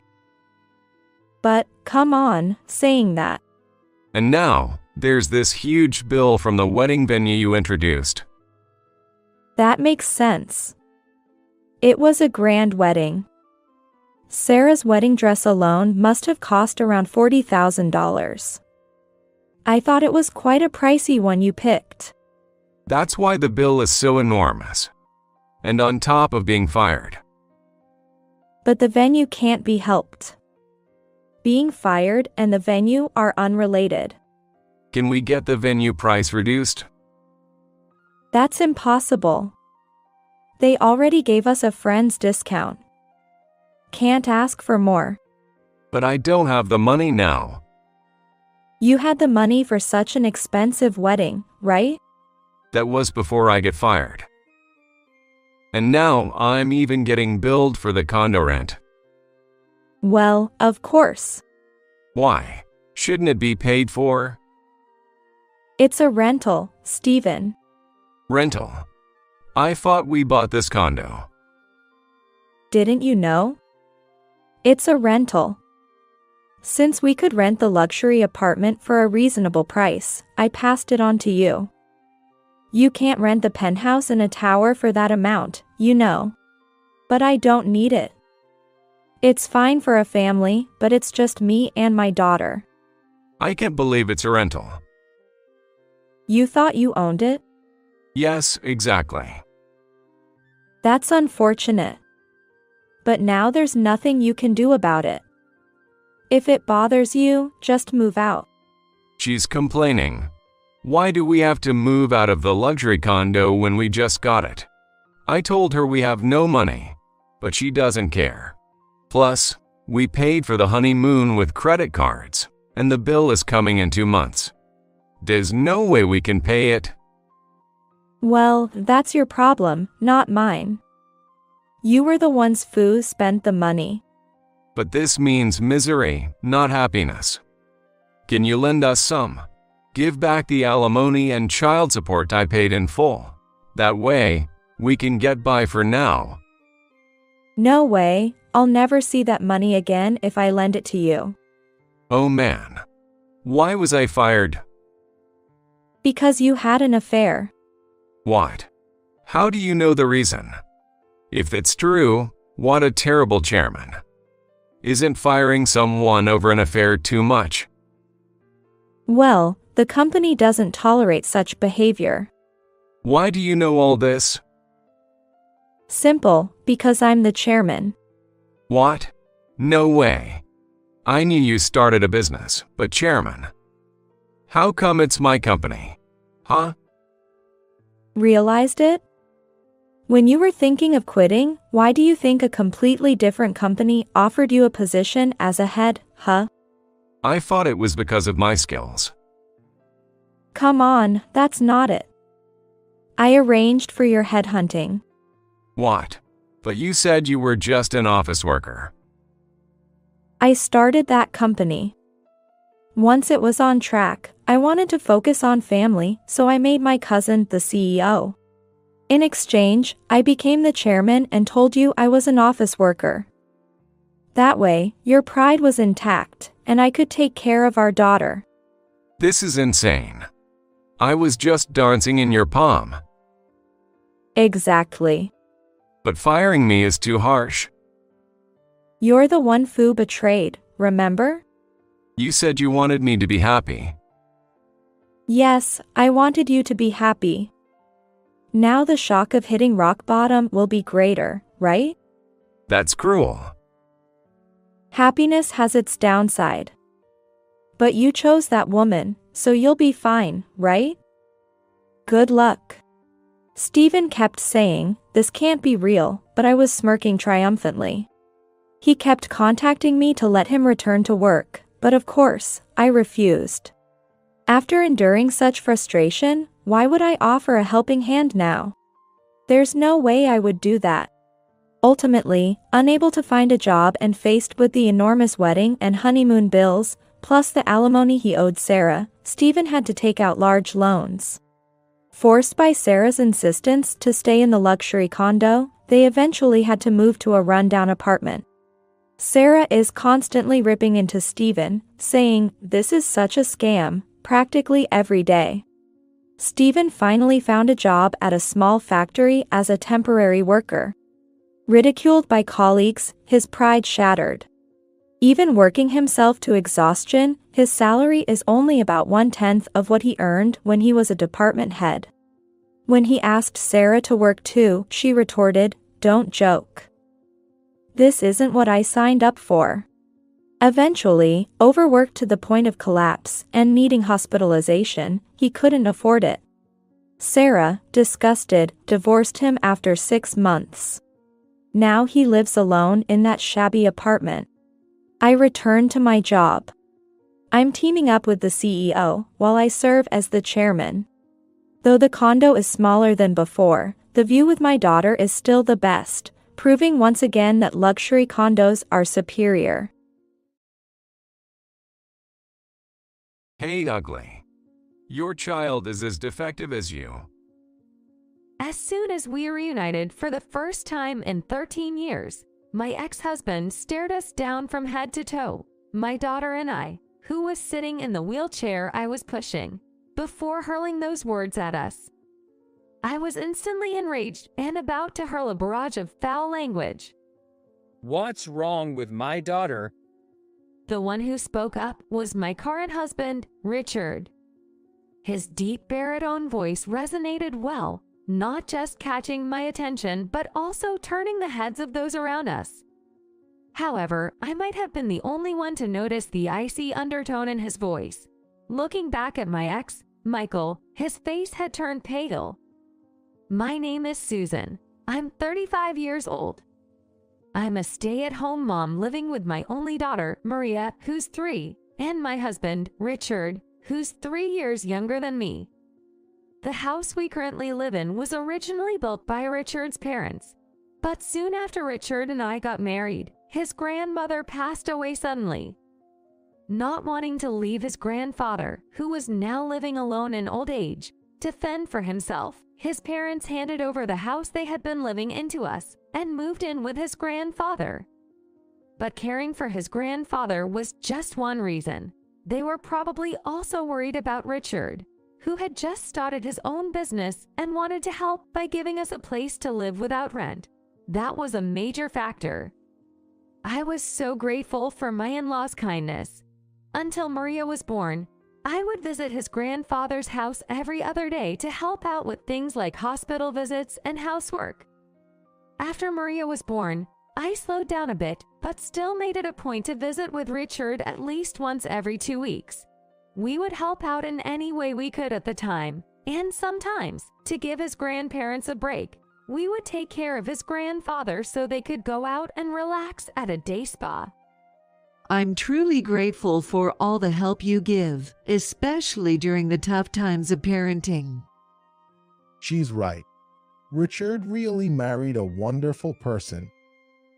They were always thankful, but to me, no amount of help seemed enough for what Richard's family, including his parents and his twin sister, Emily, had done for me. They had saved my life, not once, but twice. Actually, Richard was my first marriage, but I had been married once before and it had ended in failure. I met my first husband, Michael, right after I had moved to New York for university. We moved into the same apartment complex on the same day. As we settled in, we shared tips about the nearest supermarkets, home improvement stores, and affordable, tasty restaurants, and quickly became friends. Michael attended a prestigious private university known for its stylish campus and frequent media appearances, quite unlike my own, which prided itself on being practical and robust.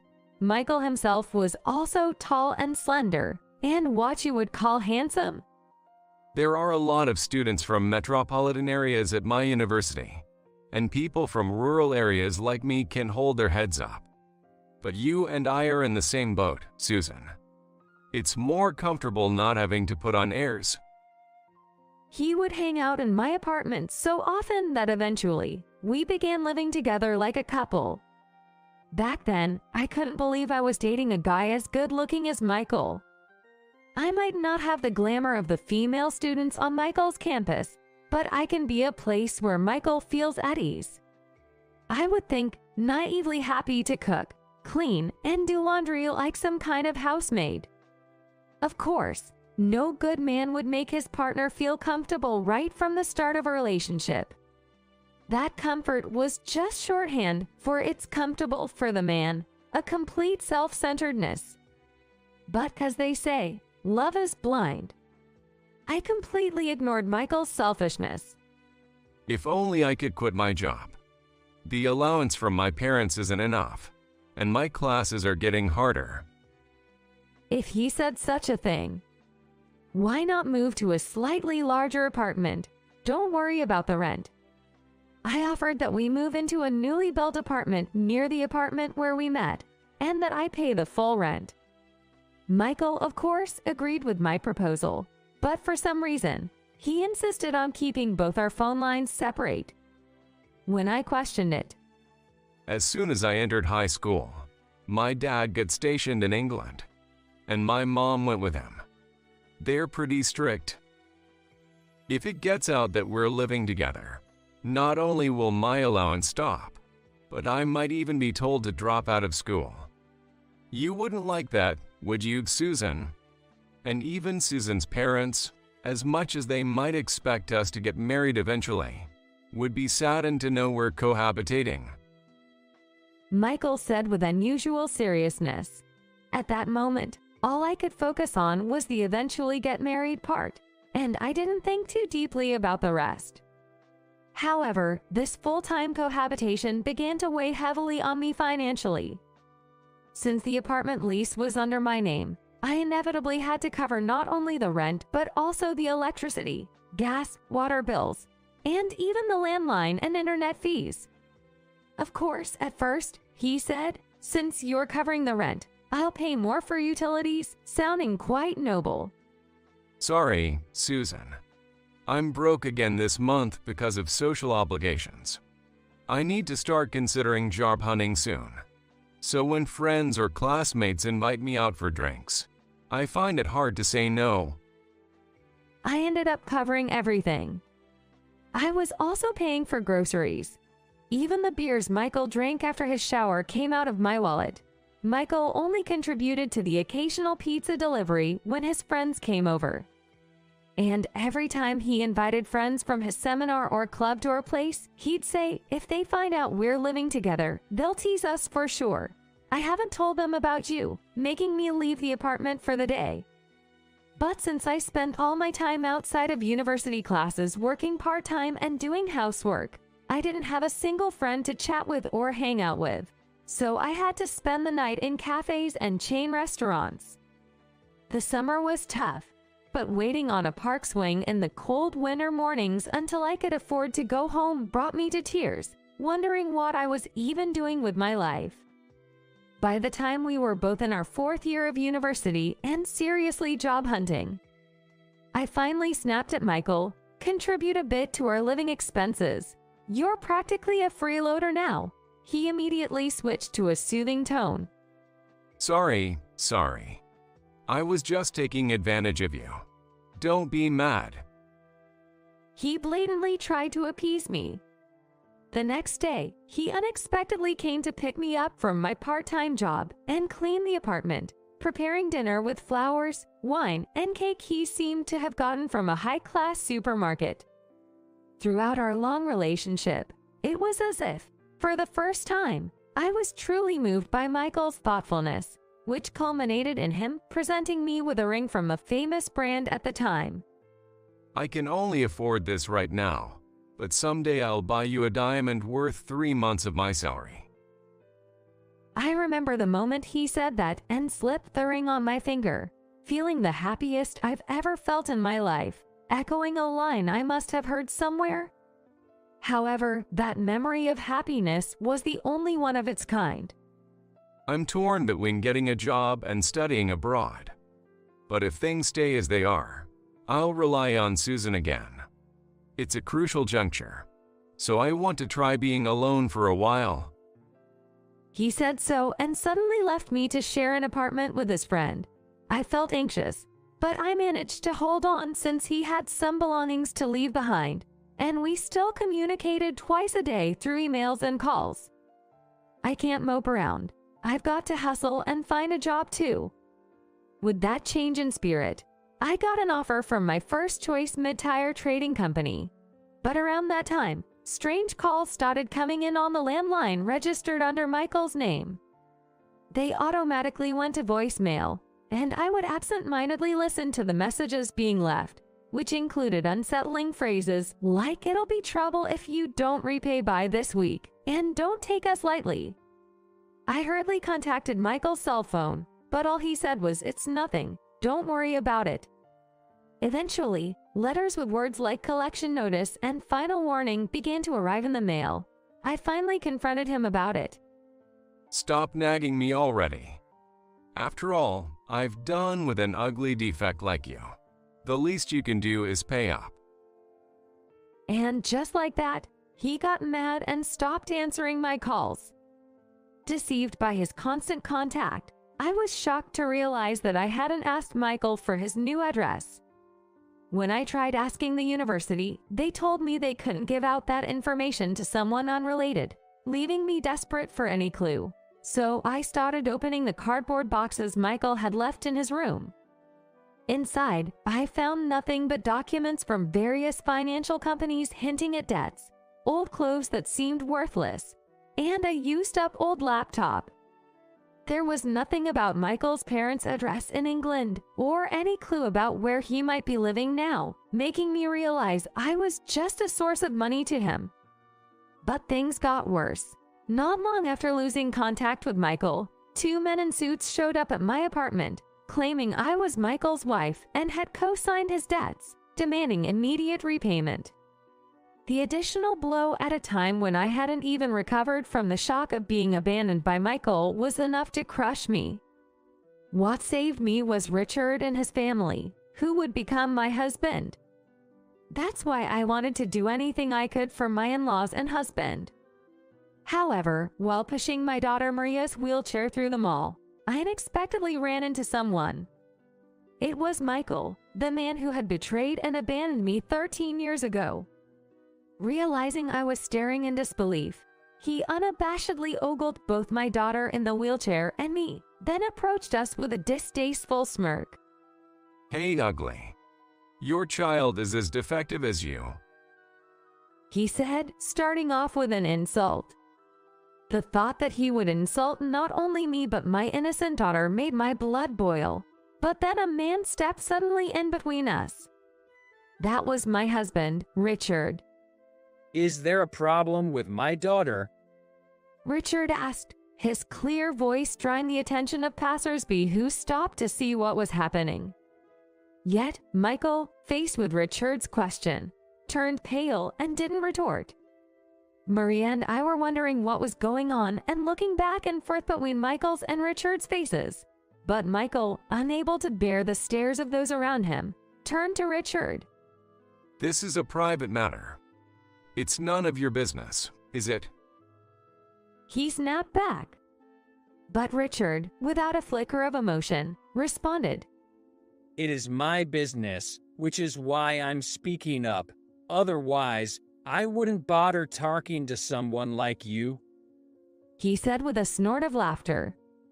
Mom and Dad have something to do. Your aunt will be here soon to pick you up, so could you go ahead to her house, Maria? Richard said, smiling at her. Hearing that, I couldn't help but exclaim, "What?" But Maria, mature for her age and not easily startled, remained calm. Okay, just make sure you come early. It's a celebration, after all. Soon after, Richard's sister Emily and her kids arrived to pick up Maria, allowing her to leave the scene. Then, Richard's initial momentum was nowhere to be found. He turned to Michael, who was somewhat hesitant. Let's then move on to an adult conversation. It wouldn't be ideal to provide a free show for the public here, so let's move locations. slightly bending over and putting pressure on with a half smile. Michael, not particularly short but still overshadowed by Richard's nearly 6 feet 3 inch tall, agreed more readily than one might expect to change venues, perhaps preferring it to the curious stares of the onlookers. Unexpectedly, he readily agreed to Richard's suggestion and consented to change the location. The three of us took a taxi and arrived at the building where Richard's office was located. Upon pressing the elevator button and seeing the tenant directory next to it, Michael realized they were headed to a law firm, and his face turned pale once again. However, it was too late to run away, and he joined the others in the elevator. Since it was supposed to be Richard's day off, his staff were surprised to see him arrive looking stern with his wife and a guest. By the time they were shown to the back reception room, everyone seemed to have regained their composure. During this time, I managed to calm my own nerves just by looking at Richard's profile. In contrast, Michael was the only one who seemed restless and uneasy. Seeing Michael like this, Richard smirked and asked a staff member to bring over a stack of documents, placing them with a thud beside him. Well, it's quite the coincidence to meet the person in question before showing these investigation reports to the chairman. It's quite frightening, really, he casually remarked. Michael's complexion worsened at these words, but unfortunately, I had no idea what he was talking about. Noticing my confusion, Richard began to explain for the benefit of both Michael and myself. The chairman mentioned in the conversation earlier refers to the current chairman of a major machine tool manufacturer, a key client of Richard's office. Recently, the chairman personally summoned him. When Richard visited the head office, he was introduced to the chairman's youngest daughter, who had just returned from graduating from a university in the United States. They asked him to keep this confidential and requested that he conduct a background check on a certain man. And there you were in the sales department, Mr. Michael Smith. Well, at that time, you introduced yourself with a different spelling in your name as Michael, though, Richard continued, still with a smirk, while Michael's face grew even paler. As Richard continued to smirk unabatedly, Michael's complexion seemed to worsen even further. Glancing sideways at him, Richard shared a story. The president's granddaughter in New York had pledged her future to an English man she met in graduate school at the same university. This man had dropped out of a university in England just before graduating and moved to the US, where he enrolled in a local university. After finishing his degree, he worked for a while as a local employee but soon got bored and pursued further studies in graduate school. The granddaughter, a smart woman, had fallen deeply in love with this man who had supported her through the culture shock and homesickness after enrolling in a university in New York. Having completed his master's program a bit earlier, they approached her grandfather, the president, asking for his blessing for their marriage and for him to hire the man in his company. It seems the chairman himself had no clue that a man like Michael was hanging around his granddaughter during her stay in New York. However, the chairman's daughter, the executive vice president, had been introduced to the man a few times during their business trips to New York and had even met his parents, who were stationed there. The executive vice president herself thought at the time, "It's not my place to meddle in my adult daughter's love life," but felt it was too sudden when she was asked to marry him and to allow him to join their family-run company as a future executive candidate. So, after a discussion between the doting grandfather and the executive vice president, they decided to ask Richard's law firm, which had ties with their family for generations, to investigate Michael. Upon hearing this, I had a bad feeling. "You don't think that man is Michael, do you?" I asked Richard, looking directly at Michael sitting in front of me. What's that supposed to mean? Is it bad if it's me? We've been broken up for ages. Who I marry is none of your business. Michael snapped back even before Richard could respond. Sure, my past with Michael might as well be a dark history, and I've no interest or concern for Michael himself anymore. But I've got a mountain of grievances I'd love to air to him. We broke up, sure. But right before that, you went and filed for marriage without my consent, then made me a co-signer for your debts before skipping town. As I finished yelling, Michael looked momentarily subdued, but then he smirked. You say that, but you wanted to marry me back then, didn't you? I just made your dream come true and asked for a little help paying off my debts in return. He said, then nodded towards Richard. I totally forgot about it because I went on an overseas trip. But when I got back here and checked, I was relieved to find I was single. I thought it was unlikely, but I didn't think anyone else would want someone as ugly and flawed as you. I was worried you'd be waiting for me to come back. That's when he started talking down to me again. Furious at his condescending tone, I was about to snap again, but Richard, my husband, calmed me down once more. Geez, I thought you might have learned something from being quiet earlier, but trash will always be trash. With that, he smoothly began to explain how our marriage was dissolved and Michael was single again. Actually, when Michael disappeared and debt collectors came knocking, the first to offer me advice was Richard's father, my Phil. That's because I was tutoring as a part-time job, and my student at the time was Richard's twin sister, now my Sil, Emily. Emily was smart but was becoming increasingly absent from school due to being ostracized by her classmates. Hired by her worried parents, I learned the ostracism was due to her defending a friend who was also being excluded. I tried to cheer her up with studies and listening to her problems, and soon her parents and grandparents grew fond of me. They started treating me like a family member. Emily and her mother visited me to celebrate her university enrollment when the debt collectors arrived at my apartment.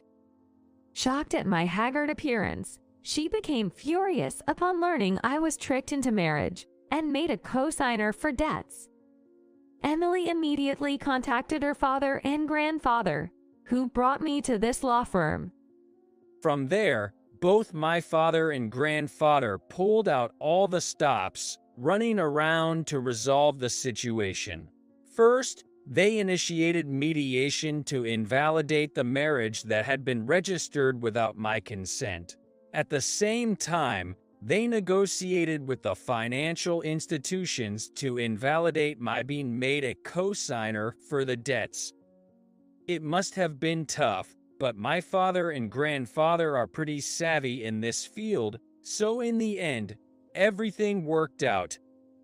But I can only imagine the tremendous effort it took to invalidate the marriage through litigation against Michael, who was not even in the country, and whose whereabouts were unknown, and dealing with the stubborn financial institutions was no easy feat.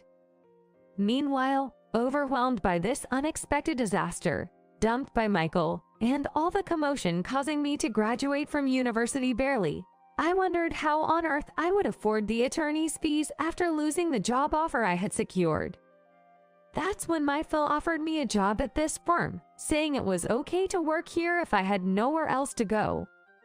Thinking of it as a way to repay them, I worked tirelessly from morning till night, even on weekends. I intended to pay the attorney's fees out of my installment salary. They received my payment only to the extent that they were not offended by the Bar Association. Thanks to their efforts, the marriage was ultimately annulled, and I was also released from being Michael's co-signer for his debts. So, strictly speaking, you're not even Susan's ex-husband. Just a blot on her life. Michael, upon hearing this, still seemed to not fully grasp the seriousness of the situation. Well, having a marriage record with such a woman would be boring anyway. It doesn't matter. Besides, the debt's probably statute barred by now, so it's irrelevant. He bluffed. But at that moment, Richard burst into laughter. This statute of limitations hasn't taken effect. I expect the collectors will be visiting you first thing next week. Facing Michael's bewildered look, Richard dropped this bombshell. Michael himself might have thought, it's already been 13 years, so it's probably statute barred. But thanks to my Phil, after getting me released as a co-signer and the financial institutions unable to find Michael, they came up with a plan. It seems they transferred Michael's debt as it was to a debt collection agency they were in cahoots with. In cases like Michael's, where the debtor attempts to evade repayment or falls behind, making it a bad debt, financial institutions sell these uncollectible debts to debt collection agencies. This process, known as debt assignment, means that from then on, the debt collection, now handled by professionals in collections, becomes the responsibility of these agencies. While they no longer resort to illegal means of collection like in the old days, due to their extensive legal knowledge, it seems they use every possible legal method to recover debts. Naturally, the debt collection agency that purchased Michael's debt was no exception. After proceeding with various legal actions, the judgment from the lawsuit the debt collection agency filed against Michael resulted in the statute of limitations being extended by another 10 years, making the debt fully valid even now. Moreover, the total amount of debt, inflated by accumulated late fees and legal costs, has reportedly skyrocketed to several times the original amount borrowed. Hearing this, Michael momentarily looked disheartened. I don't care about such money. If I join that company as the CEO's son-in-law, it'll all be manageable. He retorted, undeterred. Typical shallow Michael. Despite some miscalculations, he undoubtedly assumed that becoming a son-in-law as originally planned and securing a top position in his FIL's company would make repayments seem trivial. Do you remember what I told you earlier? Who did I say had asked me to investigate you? Richard said, causing Michael to turn pale this time. Richard is Emily's twin brother, but during my time as Emily's tutor, we hardly spoke, only exchanging greetings when we saw each other. However, Richard became interested in me after hearing his close sister Emily praise me and express her fondness as if I were her sister. Later, unexpectedly, I started working at the office, and Richard, who had passed the bar exam while still in university, taking the fastest route to become a lawyer, and I began working together at the office. When Richard offered me I wanted to date with marriage in mind, I explained my past and refused, saying it wouldn't be fair to my benefactor-in-laws. However, Richard said he knew all about my situation with Michael from the beginning and still wanted to marry me, and he convinced me that all in-laws support us being a couple. By then, my parents back in my small town, who knew about my situation and were concerned for my future, had also given us their blessing, and Richard and I were happily married. Unlike me, who had intended to seal away my past as a dark chapter, Richard had secretly harbored a desire for revenge against Michael for years. Then a request from the chairman arrived, and at first, I thought it was someone with the same name, but upon closer investigation, I discovered that the chairman's daughter's boyfriend, Michael Smith, was the same Michael Smith who had discarded me like trash. I was about to submit a report based on this discovery first thing next week. I guess he thought he could hide it because the spelling is different. So when the chairman's granddaughter saw your driver's license and pointed out the difference in spelling, you made up some story about being told this version of the name is Lakir, right? But in reality, you were trying to cover up your many indiscretions. After all, Smith is the most common surname. You were planning to just claim it was a case of two people with the same name if anything bad happened, weren't you? When he said that, he sharply retorted, "Don't think such shallow tricks will work on a lawyer." I had already asked the secretary to scan the report and had emailed it to the chairman and his granddaughter. Adding further, Since then, that finance company has occasionally sent inquiries to our office about whether they had tracked you down. So, I took the liberty of informing them about you as well. Laughing genuinely with delight, Michael suddenly collapsed to his knees. Please somehow convince them it was all a mistake. He began to cry, begging the chairman and others to intercede for him. But Richard, with a mocking smile, showed no sympathy. Why should I, as a lawyer, have to do something as morally reprehensible as telling such blatant lies to a client, especially to someone who has shown kindness, let alone to a young girl in a wheelchair who you've insulted as ugly and defective? I firmly told Michael. The truth is, my daughter Maria got injured on her way to violin lessons when I took my eyes off her for a moment, and a high school student looking at their phone bumped into her, causing her to fall. Since then, worried about Maria, who tends to get withdrawn, Emily and her kids, knowing she won an art contest, suggested we celebrate. And today, because of Michael, what was supposed to be a joyous occasion turned into a disaster. Richard, utterly enamored with his daughter, must have been furious, not just because of Michael's past shame, but also his vile words towards Maria. Despite being coldly treated by Richard, Michael shamelessly bawled, begging, "Please, a man's future is at stake here. Are you going to ruin it?" as he desperately clung on. Ruin someone's life? Who are you to say such a thing? The very thing you planned to do to Susan and the chairman's granddaughter was exactly that, ruining someone else's life. What goes around comes around, a giant boomerang coming right back at you. You just have to accept it. Richard declared, brushing off Michael's attempts to cling further. The exit is that way. We called the building security to promptly escort Michael out of the office. As we heard Michael's crying and bitter laments fade away, Richard and I exchanged glances and shared a smile. Afterward, Michael rushed to his girlfriend, the chairman's granddaughter, making excuses, but she had already begun to harbor suspicions against him. The revelation of the truth only fueled her anger, leading her to decisively cut ties with him, refusing to see him again. However, the chairman and the executive vice president, seeing their beloved daughter and granddaughter hurt, were not content to let it end there.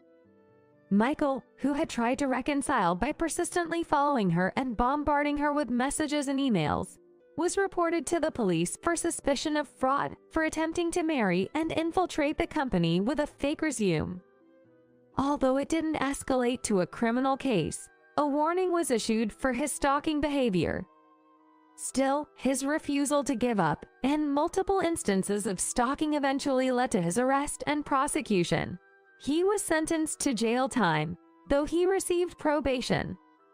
Once released on bail, he appeared to return to a normal life on the surface, but with a criminal record, he found it impossible to find employment anywhere outside of New York.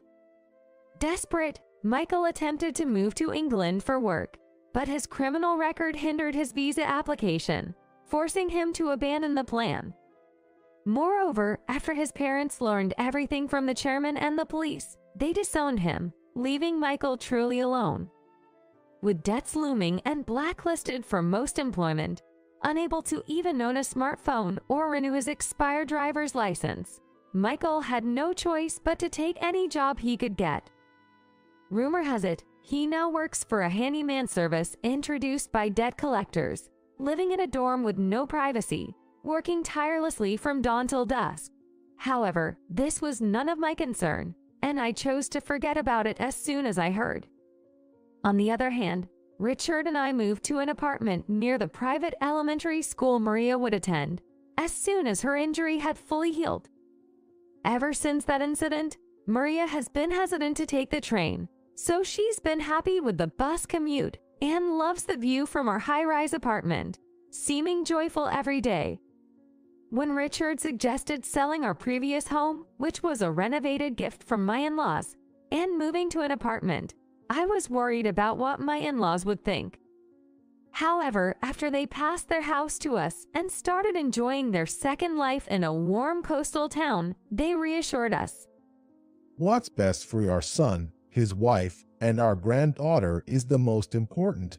So don't worry about it. In fact, they encouraged us. Being closer to my workplace means more time with family than before, and it was definitely a good decision. Richard seems to be enjoying the new life as much as Maria. Seeing them both so happy, I've been inspired to try something new myself. Mike, congratulations on getting accepted, but I'm sorry, we can't afford the tuition. I couldn't believe my husband's words and stood up forcefully from my chair. Hold on a second. That's crazy. Why can't we afford the tuition? Mike remained seated and expressionless. That's because, I didn't expect this, so I spent it all on Ashley's beauty treatments. Makeup and fashion cost a fortune, Turning his back to us while changing his clothes, Logan said that without a hint of remorse. All the past hardships came flooding back to me. I couldn't stand the thought that he spent so much on his niece, Ashley, while keeping Mike so restricted. I have some savings, too. I scrimped and saved because you told me to. But Logan just laughed out loud when he heard that. Oh, the money hidden in that room. I spent all of that on Ashley, too. Too bad. That's a lie. It has to be a lie. It's your fault. You used the same PIN as our joint account. Of course, I used it. I felt a coldness spreading through my body.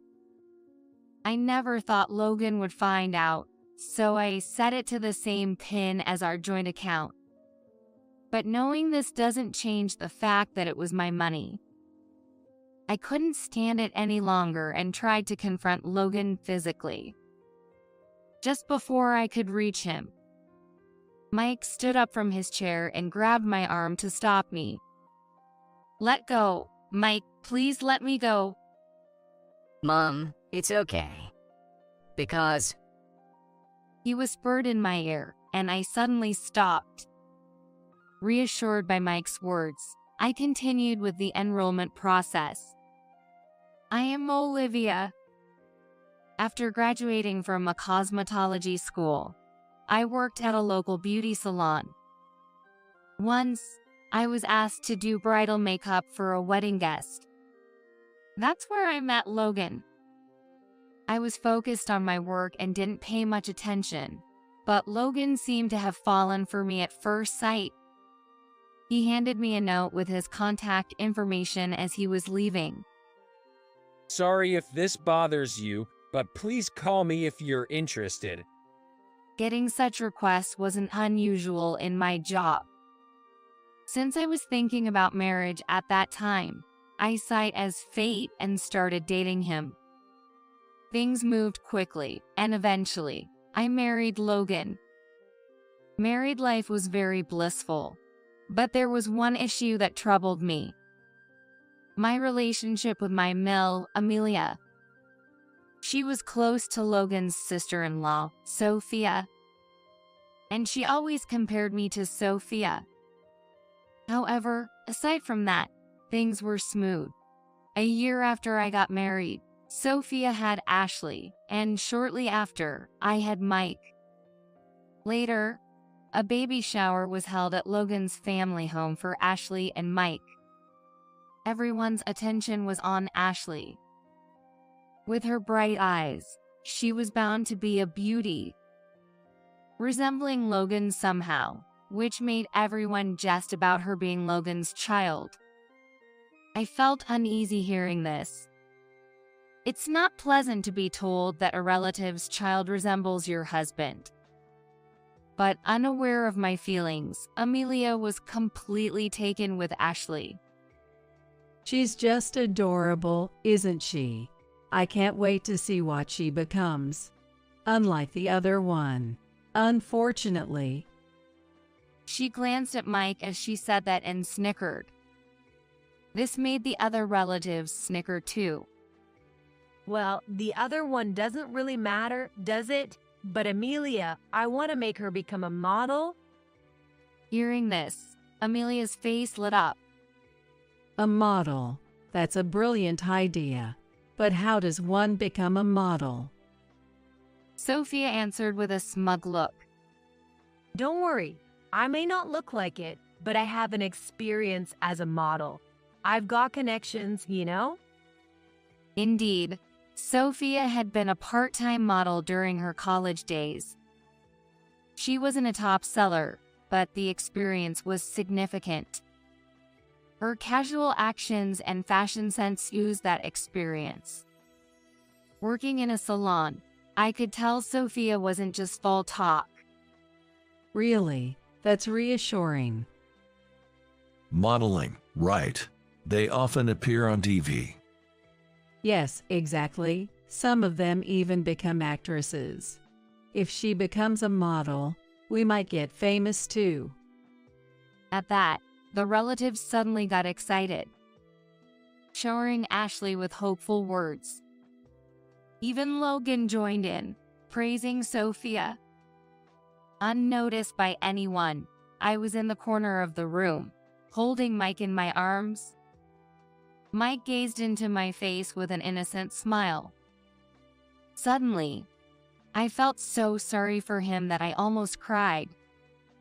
Sophia, basking in everyone's attention, looked very pleased.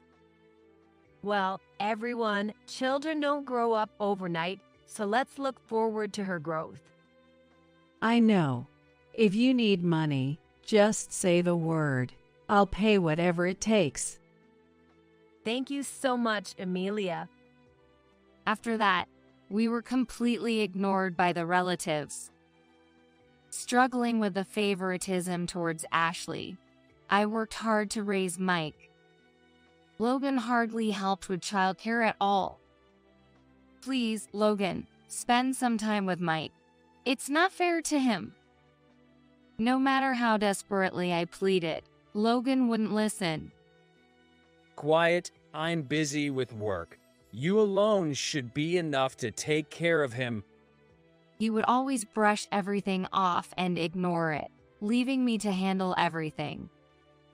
I regretted marrying Logan but didn't have the courage to leave.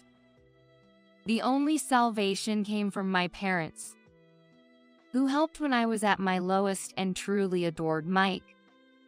Their support was the only thing keeping me together. Somehow, I managed to raise Mike. 10 years later, Mike had grown into a healthy middle schooler. Logan was still disinterested in parenting, but suddenly wanted to talk when he came home from work. Mike's still at school, right? When will he be back? He'll be back soon. What's up? The fact that Logan was asking about Mike gave me a bad feeling. I want him to aim for medical school. Tell him to get ready to study for that. Logan's cold words took me aback. Wait a minute. What are you suddenly saying? Don't decide his future on your own. Annoyed by my desperate plea, Logan clicked his tongue loudly. Listen, I'm his father. You don't get a say. Got it? I can accept that. You've never been involved in raising him. Shut up. That's your role, isn't it? Are you earning enough to talk back to me? Despite what Logan said, I couldn't back down. At least tell me why medical school? It's obvious. It's for my parents' sake. It's for the looks. I was shocked by his response. What does he think of his own child? However, Logan continued without paying attention to me. You get it. We're always being compared to William's family. After all, Ashley is beautiful, but Mike has nothing going for him. He seemed to have a lot of pent-up frustration and kept spewing harsh words. It's a disgrace, a disgrace. So, he needs to at least become smart, understand. I clenched my fists and couldn't say a word. feeling as if being stabbed by a knife. Well, that's how it is. I'll tell Mike myself. He's going to study hard from now on, so don't you interfere. With that, he left the room. I was worried about my son, but couldn't defy Logan. I secretly resolved to support Mike as much as I could. Then Mike's days became filled with studying. After school, he would stay at the tutoring center until late at night, and on weekends, Logan found him a private tutor. He wasn't allowed any playtime outside of studying, and he couldn't even fully participate in school events. Whenever Mike's grades slipped even slightly, Logan would scold him mercilessly. Thanks to his efforts, Mike graduated at the top of his middle school class and entered a prestigious high school in the area. But Logan didn't ease up and ordered me to save money. Hey, you, save money. We need it for tuition, so don't you dare spend on luxuries. Please, let's stop this. This isn't good for anyone. Please reconsider. I desperately tried to stop Logan, but he wouldn't listen. Shut up. Didn't I tell you not to interfere? If you keep nagging, I'll kick you out of the house. I couldn't stand up to him after being threatened like that. But it was clear that Mike was overexerting himself. At this rate, his spirit might break. When Logan was out, I seized the moment to speak with Mike. Mike, are you okay? I need to talk to you for a minute. Mike was solving problems at his desk and glanced at me without stopping. I'm okay for now, but I can talk long. I have to finish all this by tomorrow. Okay, I'll make it quick.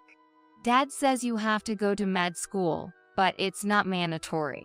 If you want to do something else, it's okay to pursue that path. Hearing my words, Mike smiled gently. Thanks, Mom. It's nice of you to say that, but I will aim for med school.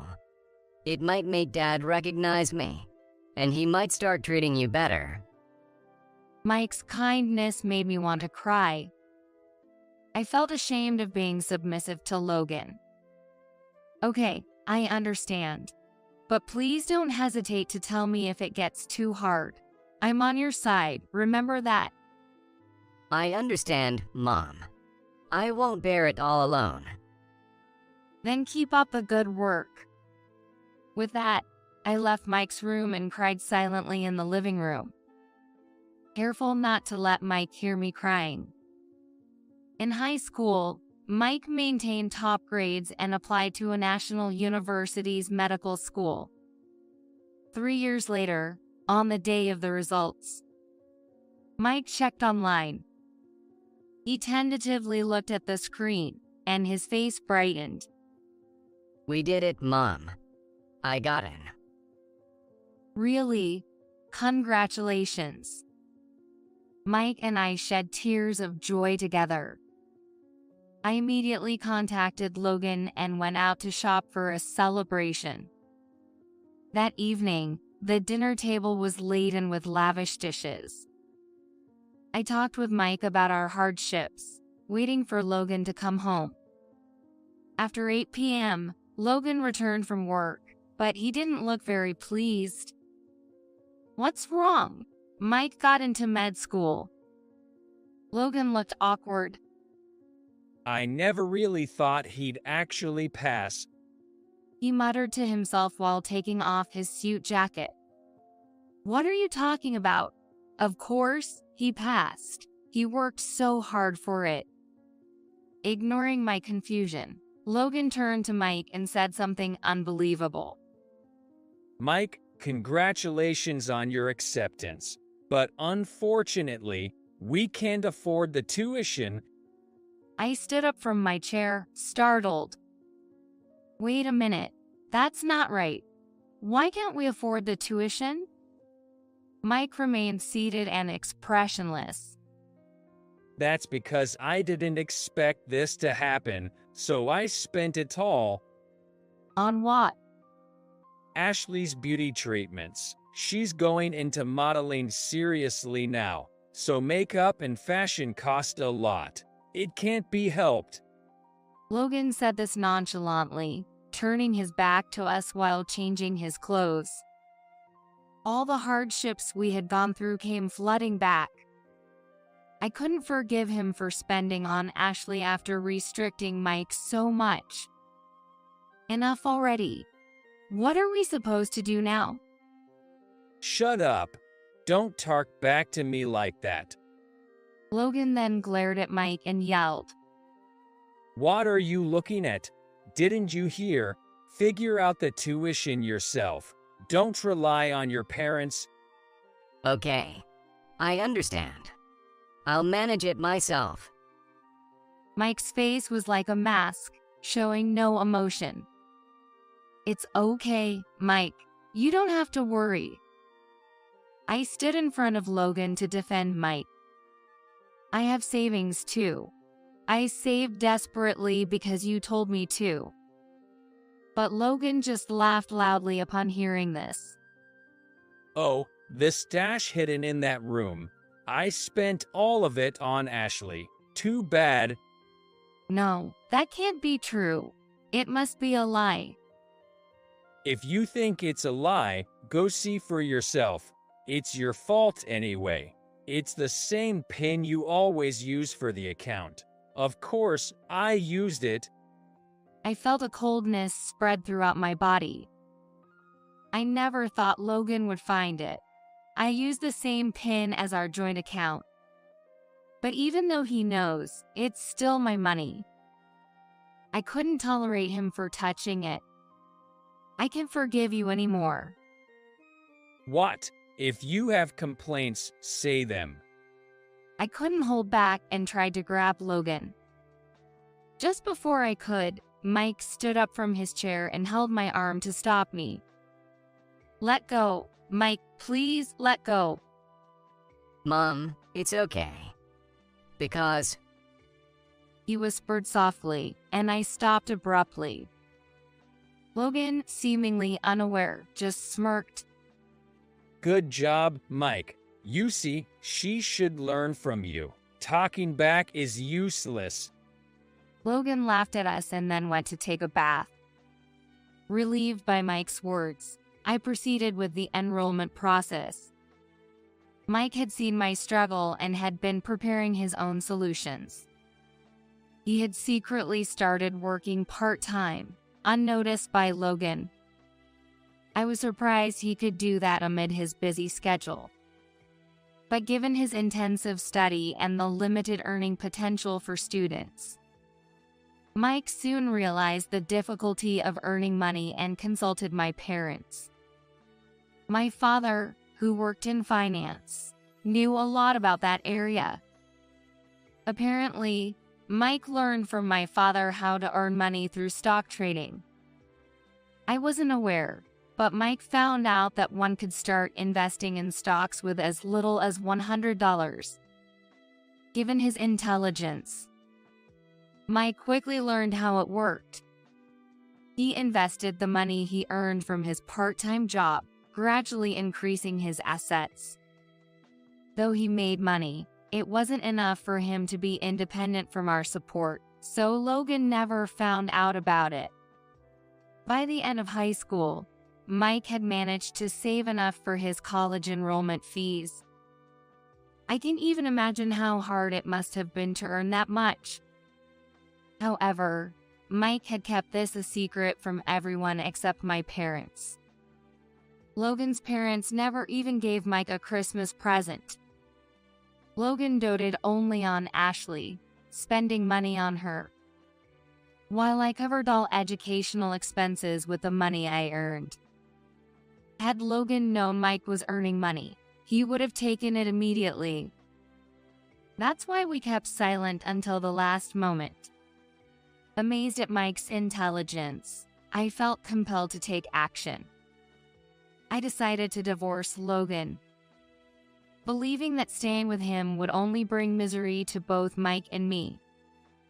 Afterward, Mike and Ashley graduated from high school, A celebratory meal was organized with Logan's family for the first time in a while.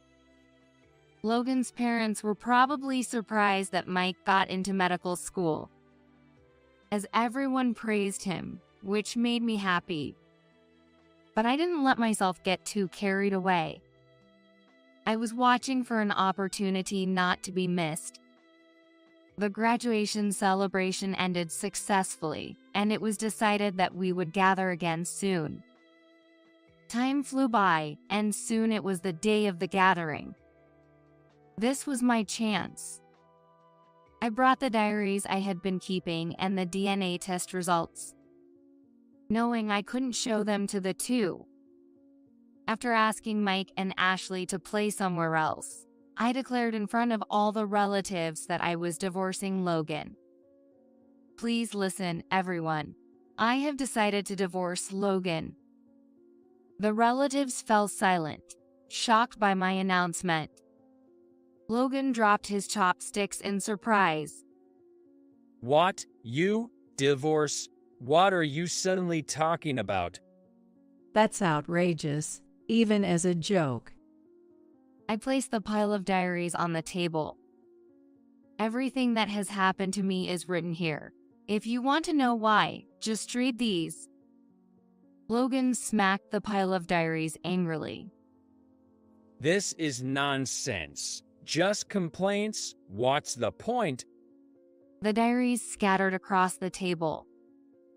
The relatives picked them up, whispering among themselves, while Logan's brother, William, read with interest.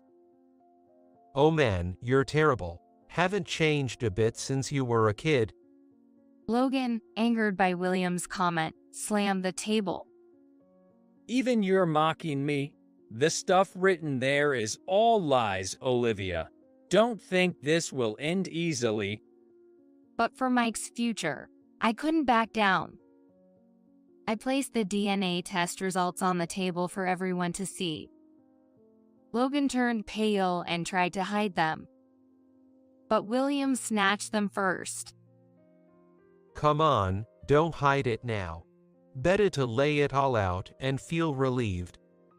William smirked while reading the results, but his smile faded as he continued. The hand holding the DNA results was trembling, and the eyes were darting around. What does this mean, Olivia? William asked, his voice trembling. When Mike enrolled, we all gathered, right? That's when I secretly took Logan and Ashley's utensils and had their DNA tested. The results show they are parent and child. Sophia gasped and covered her mouth, visibly shaken. The revelation caused an uproar among the relatives, plunging the room into chaos. Olivia, isn't this going too far?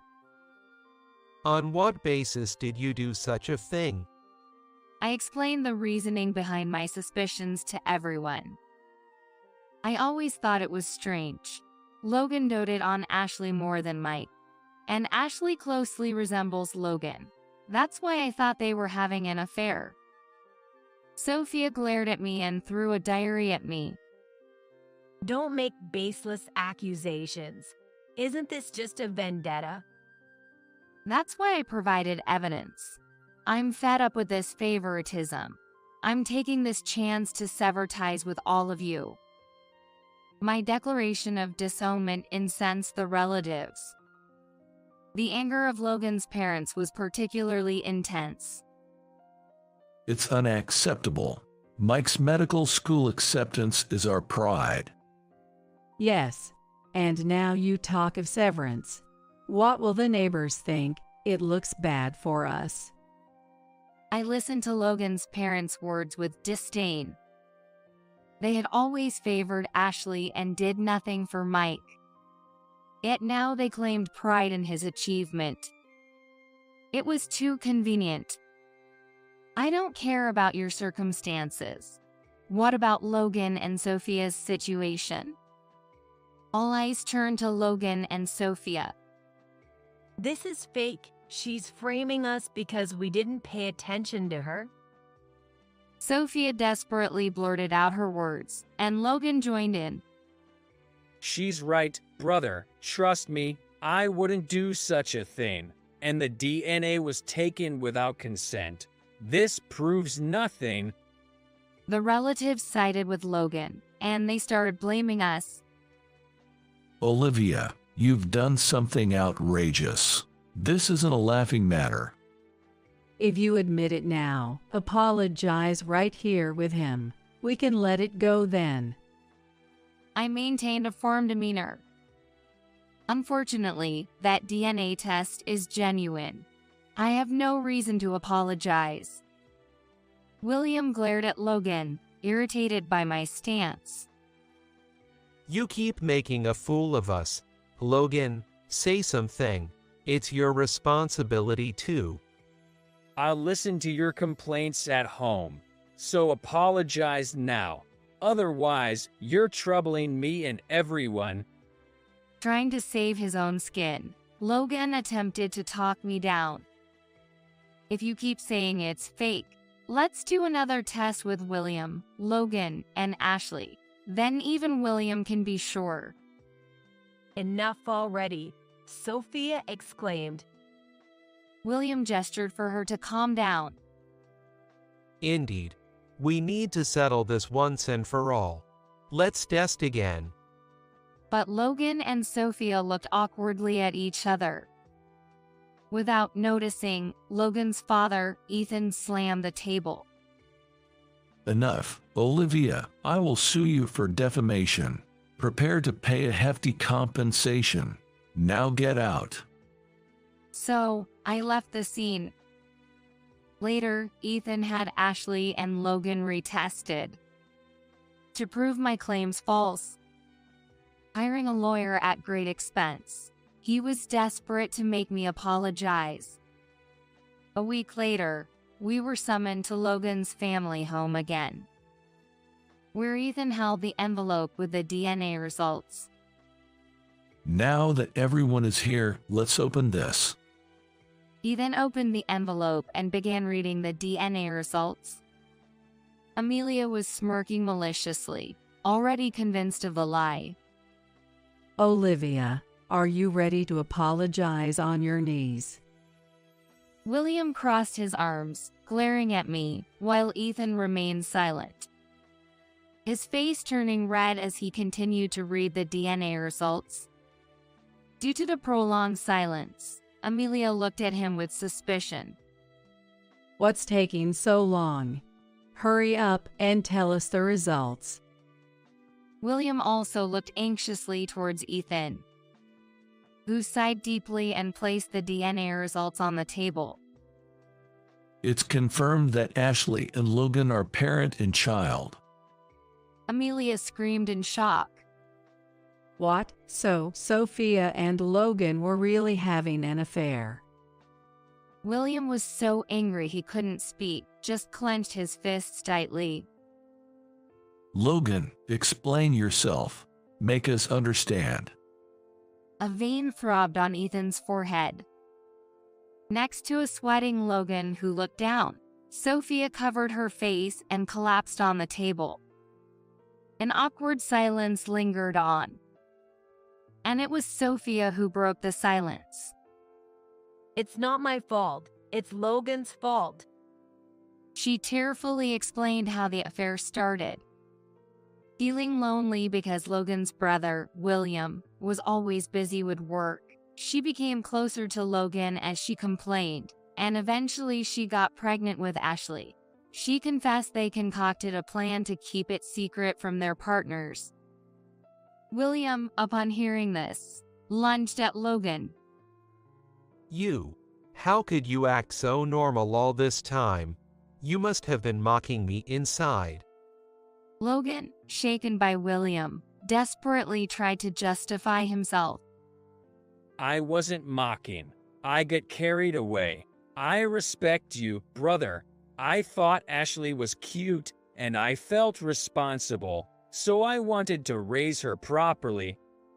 Hearing this, I sighed deeply, feeling more pity than anger. Logan's parents seemed utterly disgusted by their son's disgrace. What a shameful display. Sophia, we're getting a divorce. Pack your things and leave once we get home.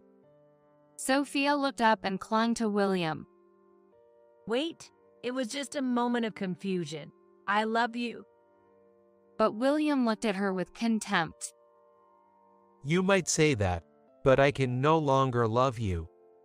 Sophia wailed and curled up on the floor. Ethan coldly observed. This is unprecedented. Logan, Sophia, you both are a disgrace to our family. Don't ever appear before me again. Thus, Logan, Sophia, and Ashley were ostracized. I proceeded with the divorce from Logan, who was stalling. So I consulted my father for a competent lawyer. The lawyer's efforts finally settled the divorce. Logan's resistance increased the settlement, and he ended up paying more alimony and child support than average. I plan to claim the child support for Mike's college expenses. Sophia's divorce with William was finalized, and she and Ashley began living with Logan. Their life seemed much harder than before. Ashley and I started talking more, and she became closer to Mike. I was also pressured by my parents and relatives to become a model, which was tough. This situation was shocking, but I feel relieved now. Ashley also kept in contact with William, through whom we learned about the aftermath at Logan's family home. Amelia, unable to contain her shock, portrayed herself as a tragic heroine to the neighbors, exposing the family's shame. This led to them being ridiculed. As it turned out, the neighbors disliked Logan's family, seizing the opportunity to mock them. Consequently, Logan's parents, their pride wounded, became recluses in their own home. And just like that, they abandoned their house overnight and moved somewhere else. But since we were estranged, it no longer concerned me. Mike and I moved back to my parents' house. Mike is thoroughly enjoying his university life, focusing on his studies while also engaging in part-time work and club activities. It seems he even has a girlfriend now, and he's having the time of his life. I also rented a property from my parents and opened a cooking school there. Having my own school has been a long-held dream, so I'm truly happy. Ashley seemed interested in this kind of work and asked to be hired as a part-time employee. I hired her at Mike's request, and she's been a great help, working very hard. After a long period of struggle, everything has turned out well. Now, earning a living doing what I love, I am very content.